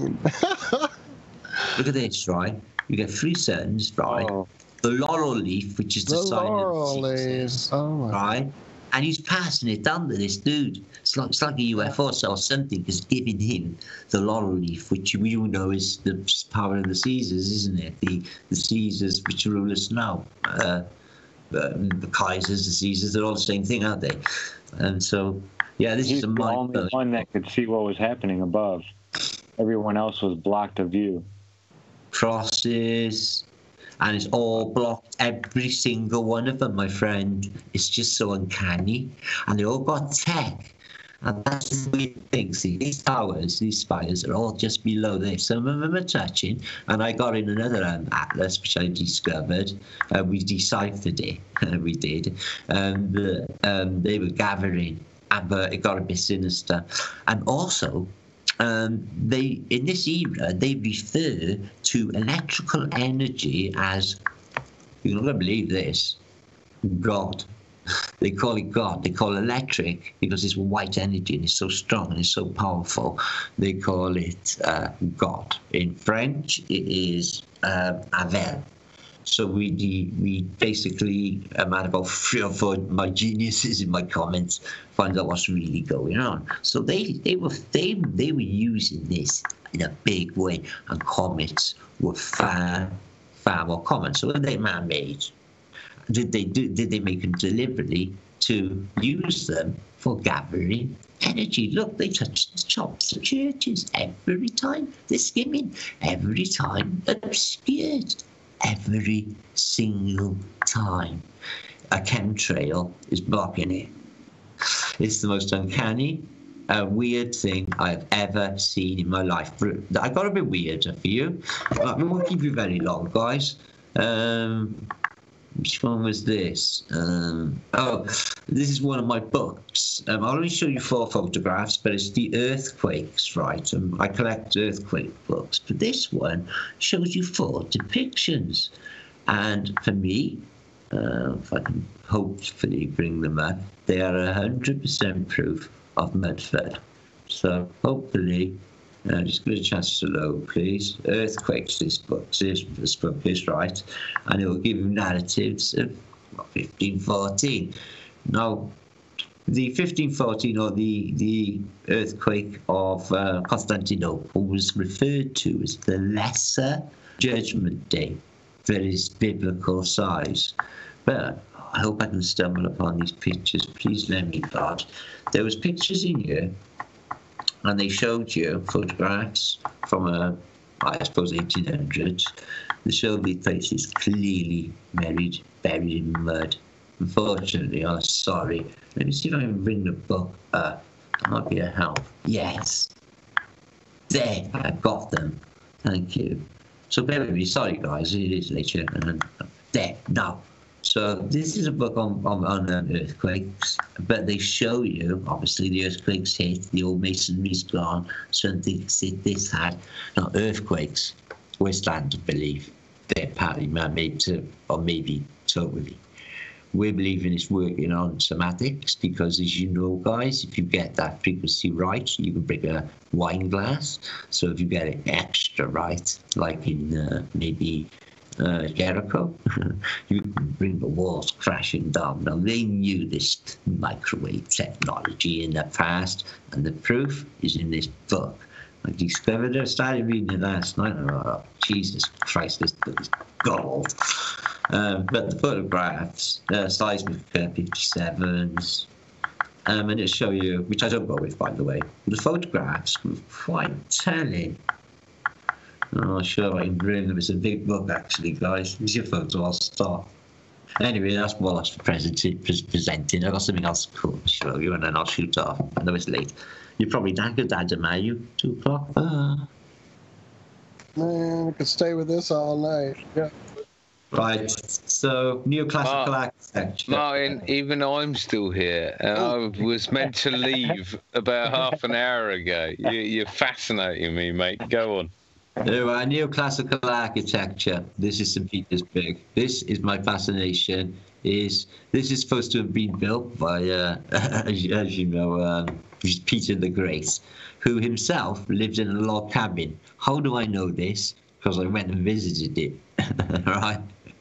When I was in the Merchant Navy, so I know quite a bit about this. Now, one thing you will find is an abundance of columns. Now, these are the key, guys. Now, these are what now Lee calls Flat Earth British. We're going to go with it. I think that's safe enough to call them batteries. You can tap these. Each one of them will give you an individual vibration. They know this. So all of these working together with the balustrade on the top, which is not for decoration. And there's your Masonic pyramid and your pointy bit, which I believe is breaking through the dome. So this is in St. Petersburg, right? So this is my little interpretation, but it gets weirder. Now, the style is what they call, I suppose, Baroque, borderline Greco-Romano. But you look closer, and there's ancient statues. This thing is beyond ancient and heavily mud flooded. As you can see, these windows here are exactly the same as these windows here. So it is at least buried that much. Right, there's the basement windows. Yeah, they're the same windows. You can clearly see, can't you? So this is a serious... Yeah. No, they just this thing. All of them were like, when you get stairs going up now. In fact, you see them in your cities. The stairs going up now and the upper doors, they were all added later, and they've lied about the dates clearly. Look at this. Look at this. All of these, absolutely sublime. Everyone a masterpiece. So how did they make them? Well, we have a theory they're 3D printed. Where I got another theory, I found a document actually of a factory, highly advanced, where they were molding these things like no tomorrow. It was a factory. So what I'm trying to say, guys, is architectural quality. Every single thing on that building is made of stone. So it comes out of earth. So it has a crystalline structure. So it does something specific. So every single thing, including these flutings, you see them? There are energy gathering flutings. They're not for lightning, because you need one of them. I actually used to fit lightning rods myself. I fitted one on the Millennium Stadium. You only need the one. So they are gathering energy. Down into the ground, yet again, as you can see, windows, all, which would have been this bit here, and now this bit here. And it's completely buried. It's funny, they got like a little German pillbox there, but it's really early. I don't believe them pillboxes even existed at that era. But for a city of so many people, one person, yet again. So, oh, my son. Yes.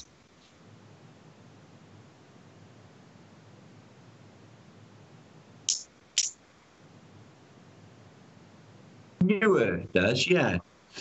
It'd make a lot of sense. These blocks, Sherlock, for example, right? No, I've laid blocks. I know the effort that would go into doing just this one wall. But like on the scale that you see in St. Petersburg, and bear in mind they built this for some weird ass reason on a swamp, same as they did with Washington DC, on a swamp, and they moved the capital of Russia away from Moscow to St. Petersburg, that's on a swamp, and built apparently all this stuff. Now all this stuff was already there. See these? See, do you see these? These long steel things we call bollards. Now these are all, and these little ones here, they're all over antiquity. I can show you 1,000 now, and this big pillar.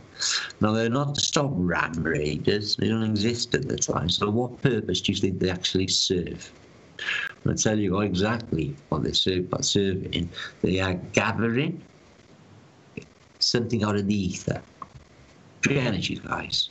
And they took it out between the years 1895 and 1900. All of the evidence disappears. I have all the evidence, and I have the evidence of which time period it disappeared. Look, again, one person in a city of 250,000 people at that period. Isn't it unusual? There's no population, there's no birds, there's no nothing. That looks fake. This building looks superimposed upon this dome. This first building looks wrong. I don't know if these subjects are, these photos are subject to change, you know. Oh, I apologise. Sorry, son. I will keep it on. Yeah, just my son and keeping him awake. I'll be really quiet if it's all right, guys. Another mud feather. But these are exquisite. Look at that machine there, guys. Look, every single one of these are empty inside. They're not clock towers. These pillars, as I said, they're batteries. They collect static electricity out of the ether because they're really high. Okay, they collect them in the domes. These holes in every, what we call them, portals, and the energy somehow is collected inside, pulled up through the floor also, and pumped out into the atmosphere, probably non-audible for the population. Guys, do you notice anything wrong? Well, this is a photograph in the 1850s, right?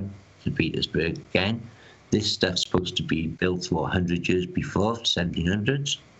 Peter the Great, who himself lived in a log cabin, and it's all this best architecture you can imagine. So what's this thing here? A huge aerial, and another aerial. Aerials are not supposed to exist, guys. So where is the population? It's the people, guys. It's the birds. What's the matter with the road if they got it this good? Look at the architecture. Who built this architecture? Is it the state of Tartaria? Well, yeah, possibly. They were the biggest empire that ever was. Tartaria, you study it. But the people who built this, I believe that they were good. I believe that they were the sky people, came from above the dome. I think this is what this pointy bit means. But I believe that they basically went back because there's not very nice people here on the plane. But I think that their style was left, but eradicated with gargoyles and evil shit and phoenixes and the like. You know, like they do. Pervert everything that's beautiful. Again, a city that's like it's been built and ready for people, but where's people? Where's the population? And it's in not just St. Petersburg, guys. This is a mud flooder again, look. The windows all down here, little windows. See? The whole buildings are mud flooders. They go a lot deeper. All of them go a lot deeper, okay? The Kremlin, fuck me, that thing could be a spaceship. All I know, it goes huge. No population. So, Peter the Great. So this is the dude, apparently built St. Petersburg. Apparently lost his head in a tsunami that hit St. Petersburg in the 1800s. So the story goes. But look at this, guys. Just look at that. So we're missing something like huge about our lives. Yes, guys, we are. So I can keep you going for a few hours. Look, I got magnetism proved in the 1700s. I'll give you that again, though. It's magnetism and the effects. I live in science. I tell you what, Zach's going to love that. And just my last little example to show you how this works. 1811, okay, the year of the comet. And this is what's going on, is this. This will be my summary. Everyone is looking up at the comet, alarmed. Okay? Look, fear, confusion. Let's take a look at this fella. He knows. He laughs on because he knows. Do you understand? It's a clue, guys. They always leave clues to artists. He's not panicking. He's pointing at people, looking at you, and he's saying, it's us, and these are just fools. So that's 1811, and that caused. I reckon I was like 40 years before we cleaned that up. So don't believe anything of history, because it's all been made up. I proved it over and over and over again. So there's my presentation. I hope you enjoyed it. Sorry it was so long. Man, this has been amazing. Send all these links, please. Oh my goodness. I've got so many more. Have I stopped presenting? Stop sharing anyway. Oh, I hope you enjoyed that. It's my third presentation of the night. No, second. Thanks so much for listening anyway. No, I tell you what, guys, them lead atlases, some guy was messing with me in America. A sort of death threat, if you like. He says, this scientist guy, he's in a Metropolitan Museum in New York, and his main interest is collecting lead atlases, what I just showed you. But this guy, he dies on that very famous train crash in New York, right? The real weird one, you know, the one you always talk about. So that's weird. His name is Liedtke.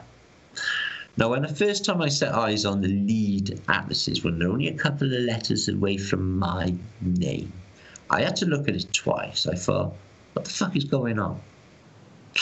Then I guess a second message then about this other guy who lives across the river, Brooklyn, and Joplin.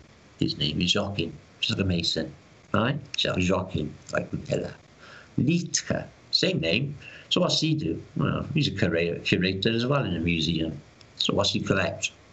Flemish and Dutch art and maps. When you fucking know. So what happens to him?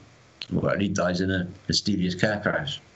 So this guy spends like a month telling me about, if I show these, this is what happens. Because this is the real history. These are fucking real. And that shit really went down. Wow. Yeah. I can show you so much, guys, blow your mind, but it's just so, yeah, like, I got nothing to lose now at the moment. Like, you know, I lost my wife like a month ago, Betty J. I went to see my mother yesterday. She's touch and go. I don't know if she'll be here tomorrow. I'm just praying it gets cooler and she starts drinking. So it's just me and my son fighting for survival, and I got the flat earth. And I tell you what, it's what drives me. Guys, you guys, all of it, because it's just deeper meaning to me, see, guys. So, you know, I'm really passionate about it, but it's more than that, because I feel that's what I was born. I think that's what God put me here for, and that's my reason for living. I mean, it's all of us, really. I think that's what it's about. Do you know that? I think it's supernatural. I said it from the very beginning. And we know, we can see all the lighters are and all the bullshit and everything. We're not all stupid, we all see clearly, don't we? But the FE is a powerful army, and they're millions strong, hiding in cupboards. They're scared to come out. They don't want people laughing. But I tell you what. And this is a war. This is definitely, absolutely a war. 95% of warfare is speaking words and waking people up and getting people awake and realizing there is an enemy. That's most of warfare. The fighting is a very small part. Exactly. You don't need like yours. To fight. You know, that's what, you know, is the Carlin when he says that famous speech about people speaking up, like, you know, like you, Zach, yourself, and you're talking the truth. And it's like millions, there's millions of us doing it. Can you imagine it? There's a good few, though, out there. There's a good few of us, but like, if it was like, there was no escaping it. In my area, everyone knows I'm a flat earther. I tell everyone. Flat power, flat. I don't give a shit. My boss, everybody knows. The people at the grocery store, the people at the place I go. Yeah, I mean, I talk to everybody, you know, so I tell them. You're not all the time, though. Wake them up a little bit, you know. And I plant a seed, and then I just let it grow. I don't overwater it. I don't feed it too much fertilizer, you know, too much compost. You let the seed do what it's going to do. And then they're a slave, I do. I enjoy slavery.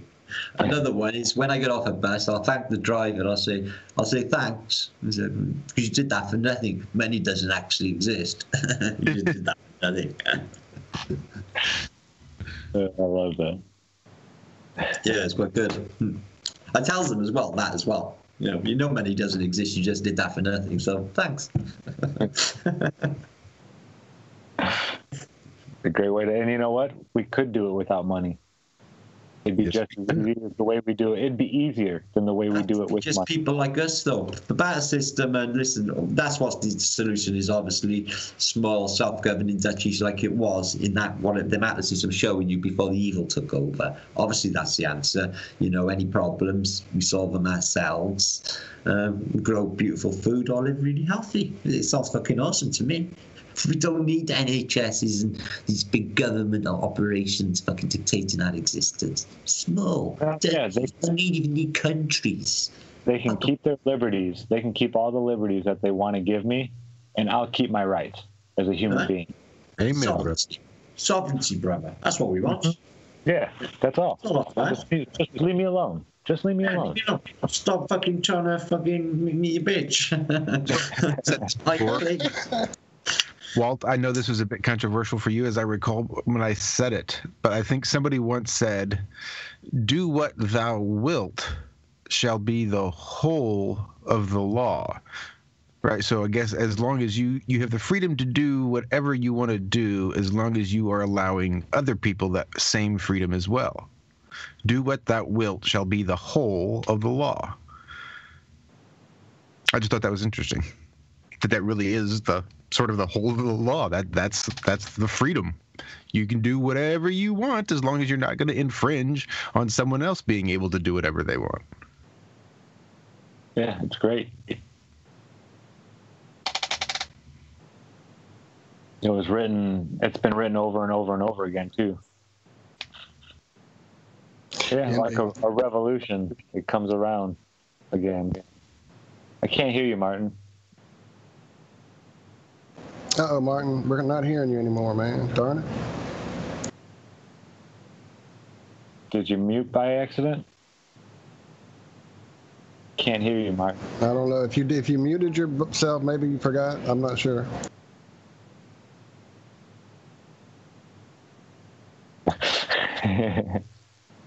It's so. Well, apparently those were the words you were meant to end on, my friend. What the hell?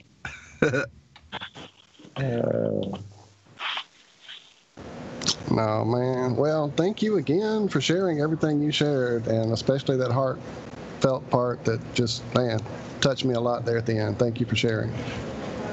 Love you, brother, and so glad we got to know you a little better tonight. And hopefully this, as I said, will just be the beginning of many of these meetings of the minds, because, oh my goodness, this was great. Yeah, I wish we could hear you, Martin. That really sucks. Your audio's gone. And I wish I was around. I would have been able to listen a little bit more and get to know you. I'm Josh, by the way. Nice to meet you, Martin. What are you going to do next time? Next time. Yeah, for sure. Next time I will probably have spent days digging through these atlases.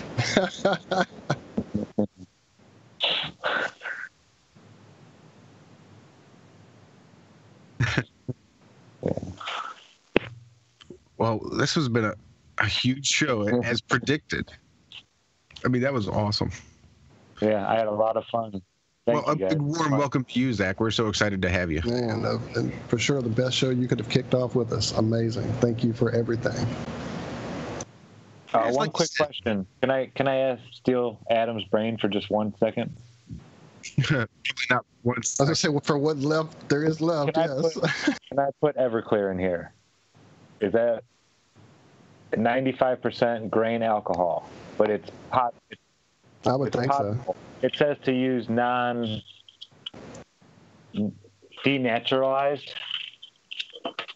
Or denatured? Denatured, yeah. Well, maybe there's something about it that it might cause issues then. It may do something. I don't know how fine of a... Could result in serious injury. So I'm definitely going to try it outside and not in my room. Down. But I think I'm just going to go buy the stuff I'm supposed to use. Have denatured alcohol. Yeah. I'll go get some tomorrow in the morning. I mean, I can do fire breathing with Everclear, so I just assumed. No, that's true. Just make sure you go live, Zach. I want to see what happens. All right. Yeah, if I decide to, I will. I'll hit you guys up before I do it. Sweet. Oh, man. Martin, thanks again, man. Awesome.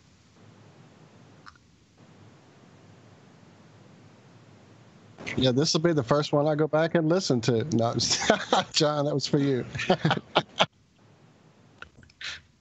Well, good. You make sure you make notes. Give me timestamps. I'll just download it, cut it. We'll see if we can't get smaller videos out highlighting segments. I'm working on recruiting. Even as the show is happening, I was working on recruiting for just such things. Hopefully that shall work out with a good friend that's been around for a minute on Twitter and always with us on the chat. We will see before I reveal any names. I don't want to commit him without him being ready to be committed. Well, we can also do like a best of reel, a highlight reel of all the small clips that we pulled and put them together in one video, and do that before you do a full release of the full unedited show that we suffer through every Friday. I was just thinking there's lots of different things we can do because Norb had some really good ideas for us, and that was just one that sprang to mind, was throwing in that highlight reel. That's sort of another level. Yeah, I love that. That's a great idea. Because yeah, like it's hard to get people to even click on a video. And this one will be 4 hours, and it will have so many nuggets of amazing stuff that will just maybe not get seen because of the 4 hour length, and that's very frustrating. So this would definitely be a good starting point, and just work backwards from here. Can I just say, Martin, we're not ignoring you. We just can't hear you. Absolutely. Do you guys use American Sign Language in England? Or do you guys have your own version of sign language? Yeah, there you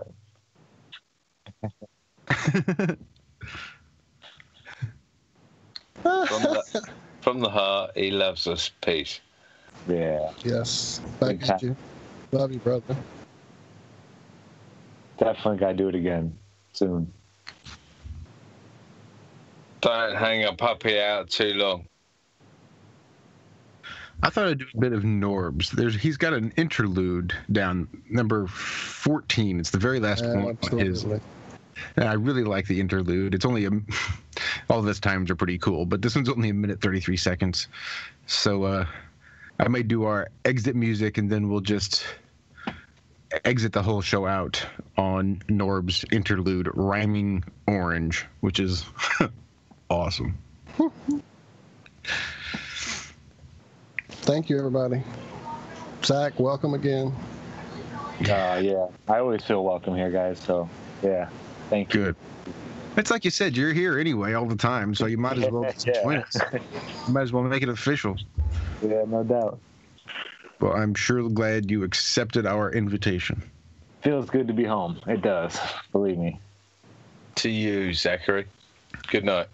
John, have a wonderful evening, sir. Good night, John.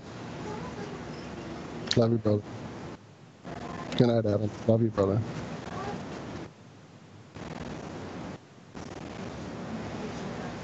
I've got just sound. Perfect. All right, well, I guess that's my cue then.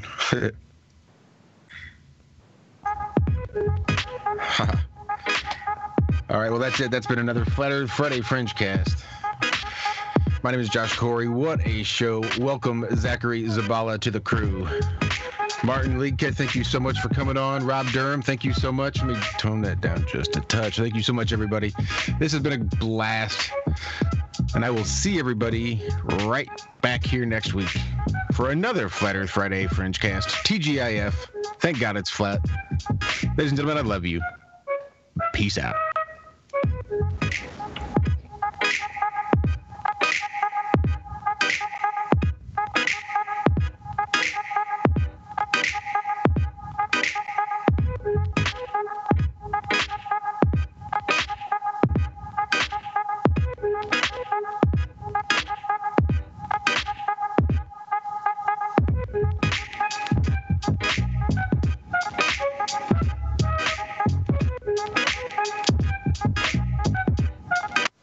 Step inside it today, only at your local Volvo dealer.